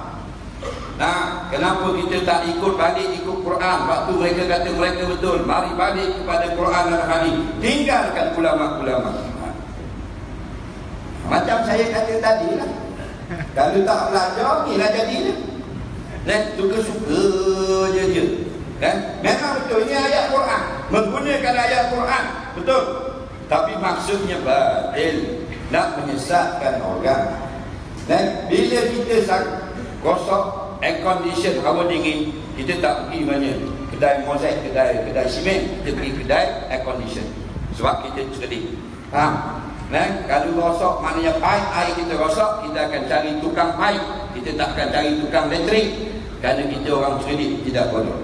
Maka malam ni kita orang cerdik ke bodoh? Ini ayat Quran. Kita nak tanya ulama Facebook ke nak tanya ulama tafsir? Kita tanya ulama tafsir. Antara yang berkata ayat ini bukan makna orang yang mati, ayat ini maknanya orang kafir. Orang beriman tak sama dengan orang kafir. Allah serupakan orang kafir macam orang mati. Sebab itulah kalimah Arab ini maknanya ada dua makna. Kalau tidak hakiki, makna majazi. Kalau tidak, makna sebenar, makna yang jauh, makna kinayah. Nampak? Memang sebut dalam Quran, kamu ni tidak akan dapat beri dengar man fil kubur, orang dalam kubur. Apakah makna man fil kubur? Buka kitab tafsir Ibnu Katsir ni, imam mufassiri, ahli tafsir. Dia kata apa? Dia kata qala Qatadah, kullu hada misal. Ini misal saja. Ini perbandingan saja. Bukan hakikat. Bukan hakikat. Nampak? Jadi maksud di sini Allah menyerupakan orang-orang yang hidup dengan orang yang beriman. Nampak? Al-ahya humul mu'minun. Dalam ayat ini al-ahya orang yang hidup maknanya orang beriman. Wal amwat humul kafirun. Yang mati dalam ayat ini bukan makna mayat dalam kubur, makna orang kafir. Lagi tak? Lagi tak? Patut balik pada ulama-ulama mu'tabar. Imam Qurtubi kata ini misal saja. Dah Allah buat perbandingan. Perbandingan macam mana? Orang kafir, orang yang mati hatinya. Kamu wahai Muhammad tidak akan dapat mengislamkan mereka, tak akan dapat beri hidayah kalau Allah tidak mengizinkan. Walaupun mereka hidup, mereka sama macam orang yang mati. Kalau orang kafir, mata qalbu, mati hati mereka. Nampak? Dia kata kazalat ma'mu man mata. Nampak? Seperti mana tidak mendengar orang sudah mati, La yasma'u man mata qalbuhu. Tidak mendengar juga orang yang mati hati. Jadi ayat ini, wahai Nabi, kamu tidak mampu memberi hidayah kepada orang kafir kalau Allah tidak izinkan, kerana mereka sama macam orang yang mati. Tak boleh guna ayat ini dalam masalah orang mati tidak mendengar. Dalam peristiwa perang Badar, Nabi SAW dibawa kepada mayat-mayat tentera musyrikin yang terbunuh, dan Nabi panggil sahabat bawa pergi tunjuk mayat-mayat musyrikin. Dalam riwayat mengatakan 3 hari mayat itu dibiarkan di situ sebelum ditanam. Lalu Nabi pergi tengok, dia makin membusuk, nak pecah perut dah. Nabi panggil mayat tu. Nabi kata, ya Aba Jahlin ibn Hisham, ya Umayyah ibn Khalaf, ya Utbah ibn Mughirah, ya Umayyah ibn ya Utbah ibn Mughirah. 4 orang ni Nabi panggil, kepala musyrikin. Hei si fulan bin si fulan, hei si fulan bin si fulan, hei si fulan bin si fulan, hei si fulan bin si fulan. Sahabat tengok pelik Nabi cakap dengan orang mati. Kata Sayyidina Umar, ya Rasulullah, ya Rasulullah. Nampak? Hal yasma'u, adakah mereka dapat mendengar? Anda yujibu. Maaf, dan saya tertinggal. Nabi tanya, lepas Nabi panggil tadi, Nabi kata kepada mayat-mayat tadi, Nabi kata, hal wajat. Allah Rabbi, adakah kamu mendapat hal wajatum ma wa'ada rabbukum haqqan? Adakah kamu mendapati berhala-berhala kamu menjadikan kebenaran pada hari ini, padahal kamu sudah kalah? Fa ini wajatu ma wa'adani rabbi haqqan, maka sesungguhnya aku hari ini aku mendapati janji Allah itu benar, Islam menang, musyrikin tewas. Nampak? Tidak Allah kata, ya Allah, ini orang mati, mana boleh dengar? Anda ibu macam mana mereka boleh jawab? Ni mati Rasulullah. Nampak? Qad jayyaku, mereka sudah membusuk, nak pecah perut dah, mana boleh? Nabi kata, wallazi nafsi biyadi, Nabi bersumpah, demi Allah yang aku di dalam genggaman Allah, Allah yang menjadikan aku, Allah berkuasa ke atas aku. Nabi bersumpah, Nabi jawab. Nampak? Nabi kata, kamu ni tidak lebih mendengar daripada mereka. Makna mereka asma'u minkum. Nampak? 5 apa? 5 aku tu. Apa yang aku kata ini, ma asma'. Kamu tidak lebih mendengar daripada mayat-mayat ini, tapi mereka tidak kuasa untuk menjawab. Nampak? Itu jelas. Jadi mereka dengar lah. Mereka mendengar, tapi Tuhan tak benar mereka menjawab. Dah, tidak sia-sia kita bicara Assalamualaikum. Kum tu menggunakan khitab. Orang yang di depan kita berkata-kata, kalau Allah izin kembalikan roh, dia jawab salam. Cuma Allah tak benarkan kita dengar. Kalau kita dengar, jadi kita pula meninggal. Assalamualaikum ya ahlal kubur. Waalaikumsalam. Pak sama. Pak sama. Ini contoh. Ini contoh. Lagi mendengar. Dalam hadis lain, wa yasma'u qara'ani alikum, dan bila kamu berjalan balik dari kubur, mayat itu dengar bunyi terompah kamu, kasut kamu bergeser pada pasir. Bukan kuat. Mayat yasma'u qara'ani. Mayat itu akan dengar bunyi gesekan sepatu kamu. Kalau bunyi yang slow, snap itu dengar. Dah kalau motor kuat-kuat, brong, mayat dengar. Nampak? Orang tanya kepada apa benda ni, Imam Ibn Taymiyah, dia jawab dalam fatwa kubra. Dia kata, ya na'am, yasma'u wa yatakallam, bukan saja mendengar, boleh bercakap pula mayat. La ilaha illallah. Ibn Taymiyah yang dibangga-banggakan. Nampak? Yasma'u wa yatakallam, mereka bukan saja dengar dan pula berkata-kata. Dalam satu hadis Nabi kata, idza wudi'atil janazatu ila a'naqi, apabila dia angkat jenazah letak di atas tekuk manusia, pikullah. Nampak? Ingkar dan salihan. Jika mayat itu orang yang baik, dia akan berkata, qadimuni, cepat, bawa aku kepada taman-taman syurga. Wa in kana ghaira dzalik, qala ya wailata. Nampak tak? Kalau mayat yang jahat, mayat yang tidak baik, maka dia akan berkata, nampak, ila aina tadhhabubi, kamu nak bawa aku pergi ke mana? Yasma'u sautaha kullu syai' illa al-insan atau kama qala. Mendengar suara mayat ini bercakap di atas keranda semuanya melainkan manusia. Ada riwayat yang mana? Walau sami'a la sahiqa. Jikalau manusia dengar mayat bercakap di dalam keranda, maka akan mati pula manusia. Nampak? Kita bawa bila-bila nak contohlah, bila-bila Ustaz Muhammad meninggal, kita pun usung, kan? Bila usung Pak Abdul Rahman kata, cepatlah, cepat. Ayo cepat. Allah cakap, kita buat. Kita tak bawa ke kubur, takut kita. Jadi jelas di sini, memang tidak sia-sia kita membaca, kita berisalah, kita baca talqin, tidak sia-sia. Kalau Allah izin, mendengar. Dan kalau orang hidup, kalau Allah tak izin, tidak dapat mendengar. Sikit lagi.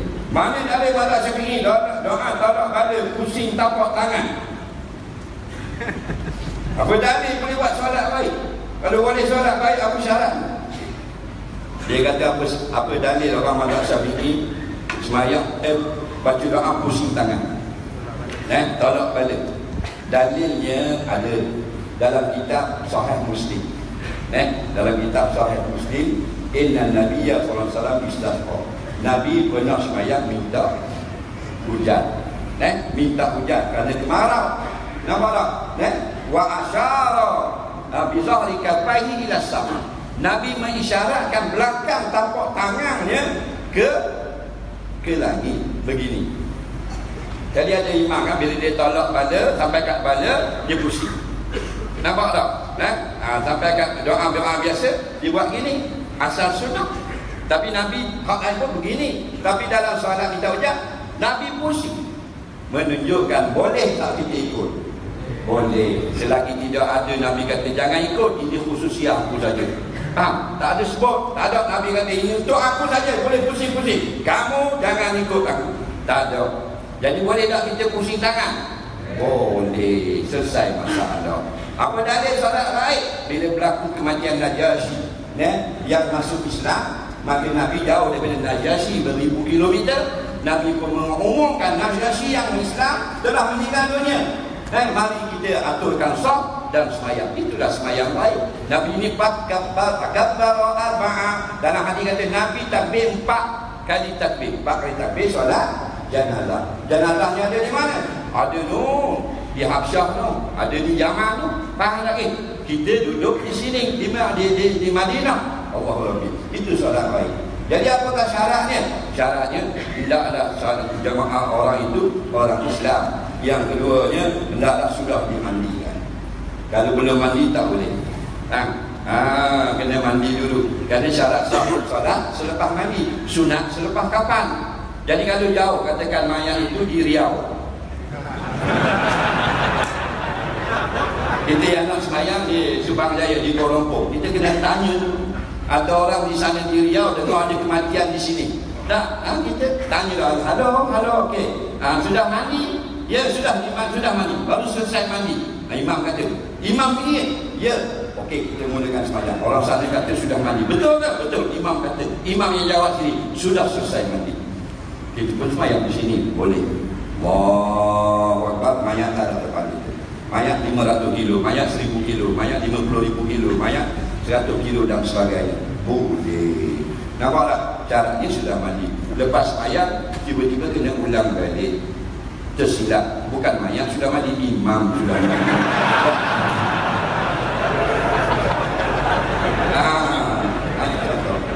Dan kalau dekat ada ulama fiqh yang membenarkan kalau ada halangan. Dekat umpamanya sebelah rumah saja masjid, kenapa tak? Dengan rumah kita tak mau turun dekat mayat, ada kita nak sembahyang gaib dekat rumah saja. Boleh? Boleh. Bila boleh? Ada halangan. Contoh halangan, ada binatang buas. Antara kita dengan masjid ada rimau terlepas. Nampak? Kalau kita turun juga jadi 2 mayat. Jadi dibolehkan. Soalan yang terakhir bagi saya, Tentang batal wudu sentuh wanita, kenapa tidak ikut Quran mengatakan tak batal? Kalau sentuh buku batal atau tidak? Pula dah. Habis benda ni nak korek. Dia kata kenapa kita tak ikut Quran, kata batal wudu. Kalau sentuh wanita Quran tak kata batal. Dia kata kenapa kita mazhab Syafi'i ikut kata batal. Mazhab Syafi'i ni Imam Syafi'i lah. Imam Syafi'i ni ikut Quran lah. Dia hafal Quran umur 5 tahun. Faham? Kita 55 alif bata. 55 alif bata baru nak masuk belajar alif bata. Tu pun hari pertama sampai tempat belajar balik semula, tak jadi apa, kita tinggal gigi. Gigi lupa bawa. 5 tahun sudah hafal Quran. 4 tahun hafal syair-syair jahilah Arab. Beribu-ribu syair. Umur 9 tahun menjadi qari di penjuru rukun Yamani. Baca Quran lepas sembahyang asar, orang mendengar semua menangis. Nampak? Umur 9 tahun. Kita 9 tahun hidup macam lembu. Umur 15 tahun dibenarkan oleh Imam Malik menjadi mufti di Madinah, menjawab dan mengeluarkan fatwa. 15 tahun. Kita 55 tahun Roigim begitu. Nonton dan dinak-nak 55 tahun. Waktu sembang lebih pula. Jadi memang batal ini Imam Syafi'i ambil daripada Quran. Nampak tak? Au jaa ahadun minkum minal ghaid aw lamastumun nisa, atau kamu baru keluar daripada tandas, daripada WC, daripada tandas. Tandas ni apa keluar bawa apa dah tandas? Goreng ikan kering. Tandas. Kalau tidak berak, kencing. Mana batal wudu ke? Batal wudu. Atau kamu baru keluar dari tandas. Biasa dalam tandas ni orang batal wudu kan. Kalau keluar buang air besar batal wudu, buang air kecil batal wudu. Kejimak dalam tandas. Jadi bukan junub dah dulu depan. Wa in kuntum junuba, jikalau kamu junub tu atas. Bawah ni auja ahadun minkum minal ghaid, atau kamu baru keluar dari tanda. Ini misalan daripada kamu baru selesai kencing atau berak, batal wudu dah, batal wudu. Dan sambung aula mastumun nisa, atau kamu sentuh wanita. Maki Masfi'i kata, oh sentuh wanita membatalkan. Baik, dia kata kalau kuku batal atau tidak? Yang batalnya kulit sahaja. Kulit. Kulit sentuh kulit. Kuku tidak batal. Kuku tidak batal. Tulang tidak batal. Kita sentuh tulang bini tak batal. Rambut tidak batal. Kita nak keluar sembahyang, bini kata, bang tolong buat ekor kuda. Tahu tak ekor kuda Ustaz? Ekor kuda kan? Yang panjang tu lah. Panjang pula 3 tu cara ikat ke bawah. Ekor kuda. Kalau pendek, pintil. Ekor babi. Jadi laki dia pun, suami dia pun pegang rambut pula ikat dengan getah. Terus naik semayang. Tidak batal pasal tukar Gigi itulah tulang. Dulu mengaji, mula-mula kitab kitab Pak Mu'in dan sebagainya. Kitab Syafinatul Najah, dia kata tulang. Tulang. Bini kita 3 tulang kita pegang. Tak boleh, kena ada guru. Maksud tulang tu gigi. Gigi. Macam mana kita sentuh gigi? Gigi terkeluar. Nampak? Dia orang Indonesia Pak Ustaz, dia suka short form, dicampur-campur. Dia panggil apa? 2 perkataan buat 1. Dulu saya pergi di Medan mula Plesetan. Plesetan. Plesetan. Begitu. Kepala. Dia tu dia dekat kota Badan ni, apa benda ni. Medan dia punya airport dia, apa benda ni. Kuala Lumpur. Dah tu baru. Polonia, bandara dia tulis. Bandara maknanya bandar udara. Bandar udara. Di Indonesia di banyak lagu tu. Saya pergi di apa namanya Siantar, warung kopi. Pandai ini saya. Jadi mudah tak? Warung kopi. Nampak? Kalau ustaz ni ada tak yang paling popular?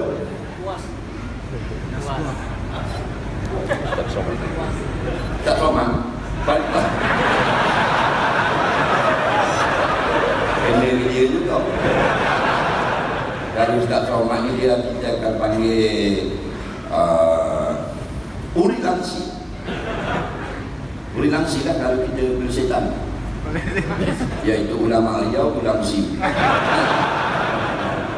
Dia kuat dia. Pagi ni pagi Sulawesi, petang pergi Riau balik. Petang Aceh, esok dia Makassar. Itu Langsi. Nampak? Jadi yang jadi perempuan, yang jadi isteri, yang apa? Yang giginya dia panggil apa kalau di luar? Sini panggil jongak. Gigi di luar, tutup mulut, gigi masuk di luar.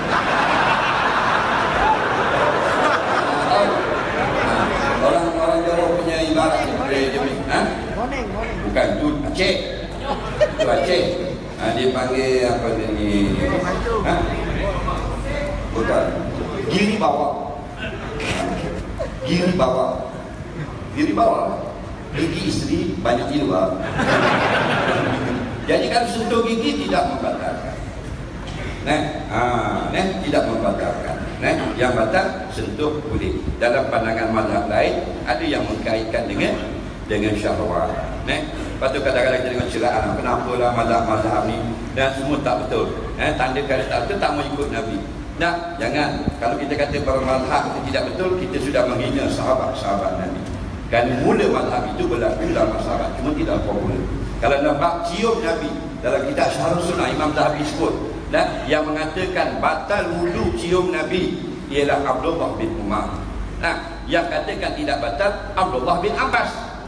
Nampak? Dan sebagian ulama mazhab mengikut pandangan Abdullah bin Abbas, ada mengikut pandangan Abdullah bin Umar. Menunjukkan sini perbezaan pendapat berlaku di kalangan sahabat. Adakah mereka sesat? Tak. Nampak? Ini yang dibenarkan oleh syarak. Ini yang dibenarkan syarak. Itulah lebih kurang mudah-mudahan faham daripada apa yang saya kata. Kalau boleh apa benda ni, banyak-banyaklah kita belajar. Jangan belajar direct daripada buku.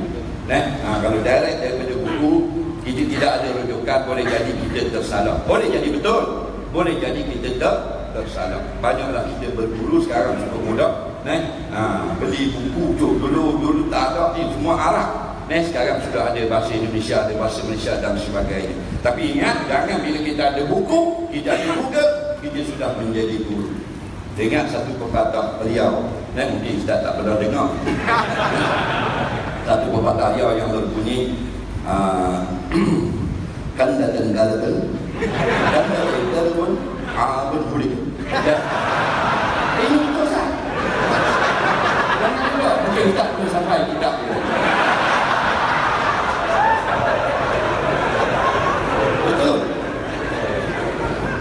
Kanda tenggalakan panditan.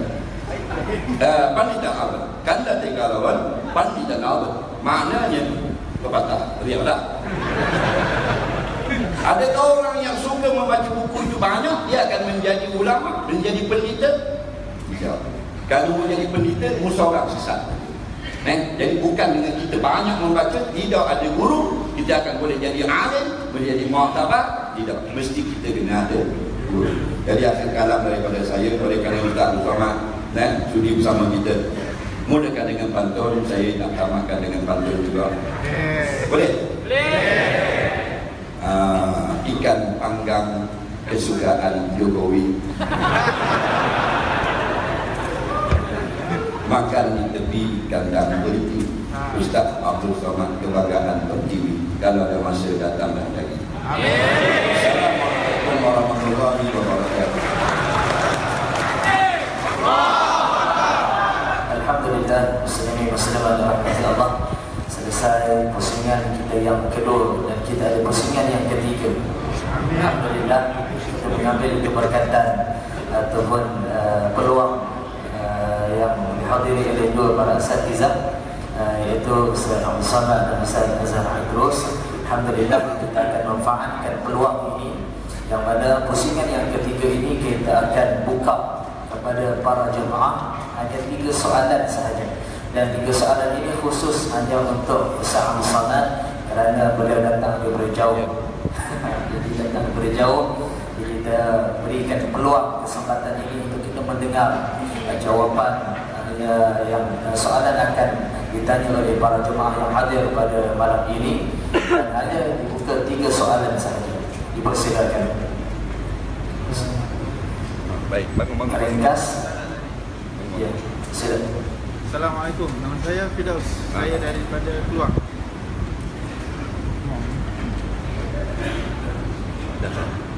Assalamualaikum, nama saya Firdaus. Saya tengah belajar Al-Quran, tengah belajar Islam.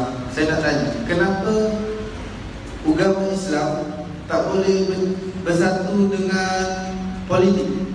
Bercanda. Terima kasih.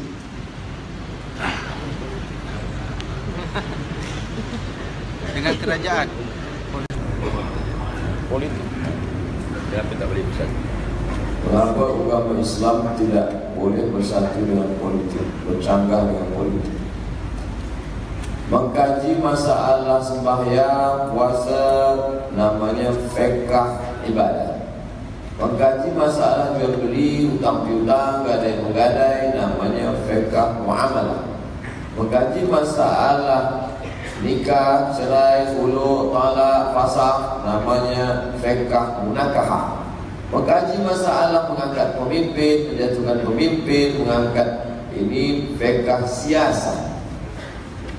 Ada satu fiqh namanya fiqh siasat, dan kitab yang paling tua khas tentang fiqh siasat tahun 450 Hijrah, ditulis oleh Imam Al-Mawardi. Nama kitabnya Al-Ahkam As-Sultaniyah, hukum hakam kesultanan. Jadi bila ada orang mengatakan Islam tak ada bahaskan politik, maka dia sedang terkena penyakit sekularisme. Sebab dia kata Islam hanya uruskan masalah 3 saja: akikah, nikah, takziah. Adapun masalah ni, a'udzubillahi minas siyasah wa man sasa wa yasus wa sa'is wa masus. Aku tak ada pakai ini siasat. Maka ini adalah sejak lemahnya pemerintahan Islam, maka umat Islam mesti kita ajarkan balik ke 4 ini: fiqh ibadah, fiqh muamalah, fiqh munakahah, fiqh siasat. Tak ada bercakap. Wallahu a'lam. Soalan yang kedua. Assalamualaikum, saya Zul. Saya nak tanya, bolehkah kita pakai terus mesin basuh daripada orang kafir? Contoh kita beli, adakah kita kena basuh dulu ke, atau boleh guna terus mesin basuh? Mesin basuh itu terbuat dari fiberkah, dari plastikkah? Maka bila kita yakin tidak ada hadas najis, tak ada najis, bukan dari khinzir, bukan daripada anjing, maka kita tak perlu sama. Kita tak perlu sama. Kalau semua yang dari kafir itu najis, innamal musyrikuna najasun. Orang musyrik itu najis, bukan najis aini, bukan benda dia najis, najis maknawi. Perbuatan dia mempersekutukan Allah itu najis. Sama bila kita tak suka pada orang, awak ni najis lah, apa berubah dia jadi khinzir? Tidak. Maknanya najis maknawi, bukan najis aini. Bila semua yang dibuat dari pabrik orang kafir najis, maka ini mesti kita sama dulu. 7 kali pakai air, 1 pakai air tanah, 1 kali pakai air pun kita tak boleh pakai lagi. Oleh sebab itu maka alat-alat yang datang daripada mesin basuh kah, kereta kah, maka bila tidak ada dia kena najis, maka najis yang berat yang mesti disamak. Idza walagal kalbu fi ina'i ahadikum, bila anjing menjilat, menjulurkan lidahnya pada bejana tanpa air kamu, fa'ahriku, tumpahkan semua. basuh 6 kali pakai air biasa, 1 kali dengan air bercampur air tanah. Wallahu a'lam. Ada belah ni ada. Belakang. Soalan yang ketiga. Assalamualaikum. Saya nak tanya kepada Ustaz, kenapa Islam sekarang susah sangat untuk menyatu? Karena Islam sekarang pakai dipecah. Soalan yang ketiga, soalan lain dah sama soalan yang ditanya tadi. Ya. Assalamualaikum Ustaz, saya Ustaz Syarul. Mau bertanya sama Ustaz, saya dari Aceh. Dalam mazhab Syafi'i mengeluarkan zakat fitrah, yaitu dengan makanan asas atau makanan pokok. Jadi dalam mazhab Hanafi boleh mengeluarkan makanan asas dan juga boleh dengan harganya. Jadi yang berlaku dalam masyarakat kita sekarang, mengeluarkan zakat fitrah dengan harga makanan pokok, tetapi mengikut ukuran mazhab Syafi'i. Harganya dalam mazhab Hanafi mengikut ukuran Syafi'i. Adakah dibolehkan dalam menunaikan zakat fitrah atau tidak? Sekian, terima kasih. Berat 1 sa' menurut mazhab Syafi'i adalah 2.5. Kemudian dalam mazhab Hanafi 1 sa' itu 4 mud. Banyak. Kalau nak tengok macam mana 1 mud 1 sa' dalam Hanafi, Maliki, Syafi'i, Hanbali, boleh download kitab judulnya Al-Makail wal Mawazin Asy-Syar'iyyah. Al-Makail takaran, wal Mawazin timbangan, Asy-Syar'iyyah menurut hukum syar'i, ditulis Mufti Mesir Syekh Ali Jum'ah. Di situ nampak beza antara berat 1 sa' menurut Syafi'i dengan jumhur Hanafi, Maliki, Hanbali. Bila kita nak bayar dengan beras, maka kita pakai berat Syafi'i. Bila kita nak bayar dengan wang, maka kita pakai berat Hanafi. Tapi bila kita pakai dengan wang, dengan berat Syafi'i, maka secara talfik dia sudah sungsang, terbalik, sebab dia tak pakai. Kerana dengan mazhab Syafi'i, dia makanan pokok, makanan asas, gandum. Qutul balad, qut makanan, balad negeri itu makan apa. Sedangkan Hanafi saja sendiri, mazhab Hanafi yang boleh dituangkan. Adapun Maliki, Syafi'i, Hanbali, maka dia dengan makanan. Saya sendiri membayar dengan beras dari dulu. Saya tak pernah bayar dengan wang. Tapi Syekh Ali Jum'ah dalam kitab Al-Bayan lima yushghilul adhan, di situ dia katakan boleh dengan wang. Sebab saat ini beza dengan zaman dulu. Dulu orang bayar gandum dia boleh tukar gandum dengan kain. Zaman sekarang pakai miskin, takkan dia pergi bawa beras tukar dengan kain. Beras tu dia jual balik dengan wang. Maka lebih elok dengan wang, kata Syekh Al-Jum'ah. Tapi saya mengamalkan, saya bayar dengan beras. Bila nak bayar dengan beras, pakai berat jumhur Syafi'i, Maliki, Hanbali. Bila nak bayar dengan wang, pakai berat Hanafi. Wallahu a'lam. InsyaAllah soalan yang terakhir. Boleh soalan? Soalan yang terakhir.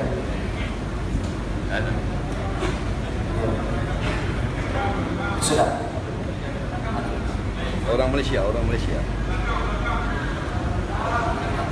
Oh, belakang lah tu. Cik. Tes, Assalamualaikum warahmatullahi wabarakatuh. Ustaz, nama saya Ibu Nijafan daripada Langkat, Sumatera Utara. Dari pertanyaan, saya ingin motivasi dari Ustaz kepada semua anak muda yang ada di sini, khususnya para pemuda yang sedang dalam ikhtiar mencari jodoh. Bagaimana motivasi Ustaz bagi kami semua, amalan yang paling utama saya daripada puasa, agar kami dapat menjaga diri kami daripada kemaksiatan yang sedang merajalela di dunia ini, dan bagaimana cara kami untuk meyakinkan para calon mertua kami yang terkadang memberikan batas mahar itu tidak rasional. Kalau tidak 20.000 ringgit, alih dan anakku.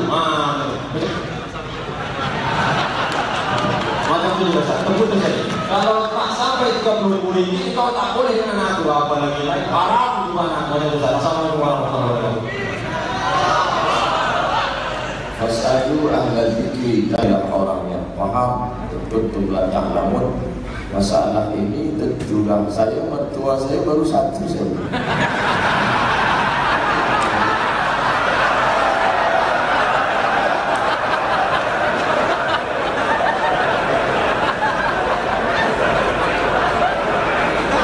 Saya baru balik dari Palembang, berjumpa dengan Habib Muhammad Al-Amtas. Kata Habib Muhammad Al-Amtas, bila nak senang menikah, bacalah Ratib Al-Amtas 41 kali. Ratib Al-Amtas. Jadi ada pemuda ni, dia baru baca 17, dia tertidur. Esok pagi dia pinang, langsung terus diterima. Dia datang kepada Habib, Habib, aku dah baca tak sampai 41, 17, kenapa aku boleh diterima? Kata Habib Muhammad, engkau baca 17, engkau diterima. Bila engkau baca 41, dia yang datang pada engkau. Jadi masalah mertua mahal tadi, cubalah, tapi saya belum cuba lagi. Alhamdulillah, Muslim yang dirahmati Allah. Alhamdulillah, kita bersyukur kepada Allah Subhanahu Wa Taala kerana pada malam ini majlis kita berjalan dengan lancar. Alhamdulillah, seperti mana yang telah kita rancangkan. Alhamdulillah, berlalunya 3 sesi pada malam ini. Saya mengucapkan jutaan terima kasih kepada Yang Berbahagia Fadil Abdul Samad, Yang Berbahagia Ustaz Azhar Idrus, dan harapan kami untuk kedua-dua Ustaz dapat hadir sekali lagi di Masjid Al-Falah, dan ini adalah kali kedua Ustaz Azhar Idrus di Masjid Al-Falah, dan Ustaz Abdul Samad adalah kali pertama. InsyaAllah kita doakan kedua-duanya diberikan kesihatan dan dapat berkongsi ilmu yang kita pada malam ini. Tuan-tuan dirahmati Allah, tenang Ustaz Abdul Samad Idrus memberikan daluan untuk tuan-tuan bersalaman, tetapi minta supaya jangan berebut. Kita hormati para asatizah. Tolong kita hormati asatizah kita, beradab dengan mereka. Minta ruang, kita bersalam daripada belah kiri sampai belah kanan. Ada ruang ini, bersalam saja dengan Rasulullah. Dan masing-masing kita bagi ruang, kita minta bersama. Batu-batunya batu. Kita bagi ruang, kita bagi ruang. Ada apa ya? Dan seterusnya tuan-tuan dirahmati Allah. Okey. Lepas. Beratur sini. Barisan. Sini. Sebelah sana. Sini. Kita ada kesediaan. Bawa barisan, abang. Tutup. Orang nak lalu sana. Tuan-tuan, permintaan daripada Ustaz Abdul Samad, Ustaz Azhar Idrus, bersalaman sahaja. Mohon akhlak ada tuan-tuan, jangan bersalam saja. Bersalam saja. Seorang-seorang. Sabar. InsyaAllah semua dapat salam, insyaAllah. Bersalam saja, tak buat. Jangan berebut. Tenang. Dalam masjid, tenang. Semua boleh. Tugas berlipat untuk dalam masjid ada di pintu tertutup mulut yang sepadan masjid. Bersalam saja, saya ada 2 minggu kawan, saya minta dulu ya. Jangan. Seorang-seorang. Kita bagi semua orang. Bapak, jangan tolak bang. Ya, tenang. Salah di depan ya. InsyaAllah semua dapat. InsyaAllah.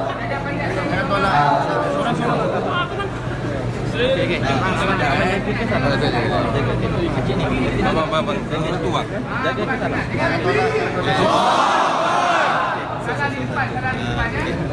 Jangan tolak bang, jangan tolak. Okey, jangan berebut, jangan. Tenang ya. Okey, bagus. Tenang. Jalan terus. Salah terus. Salahnya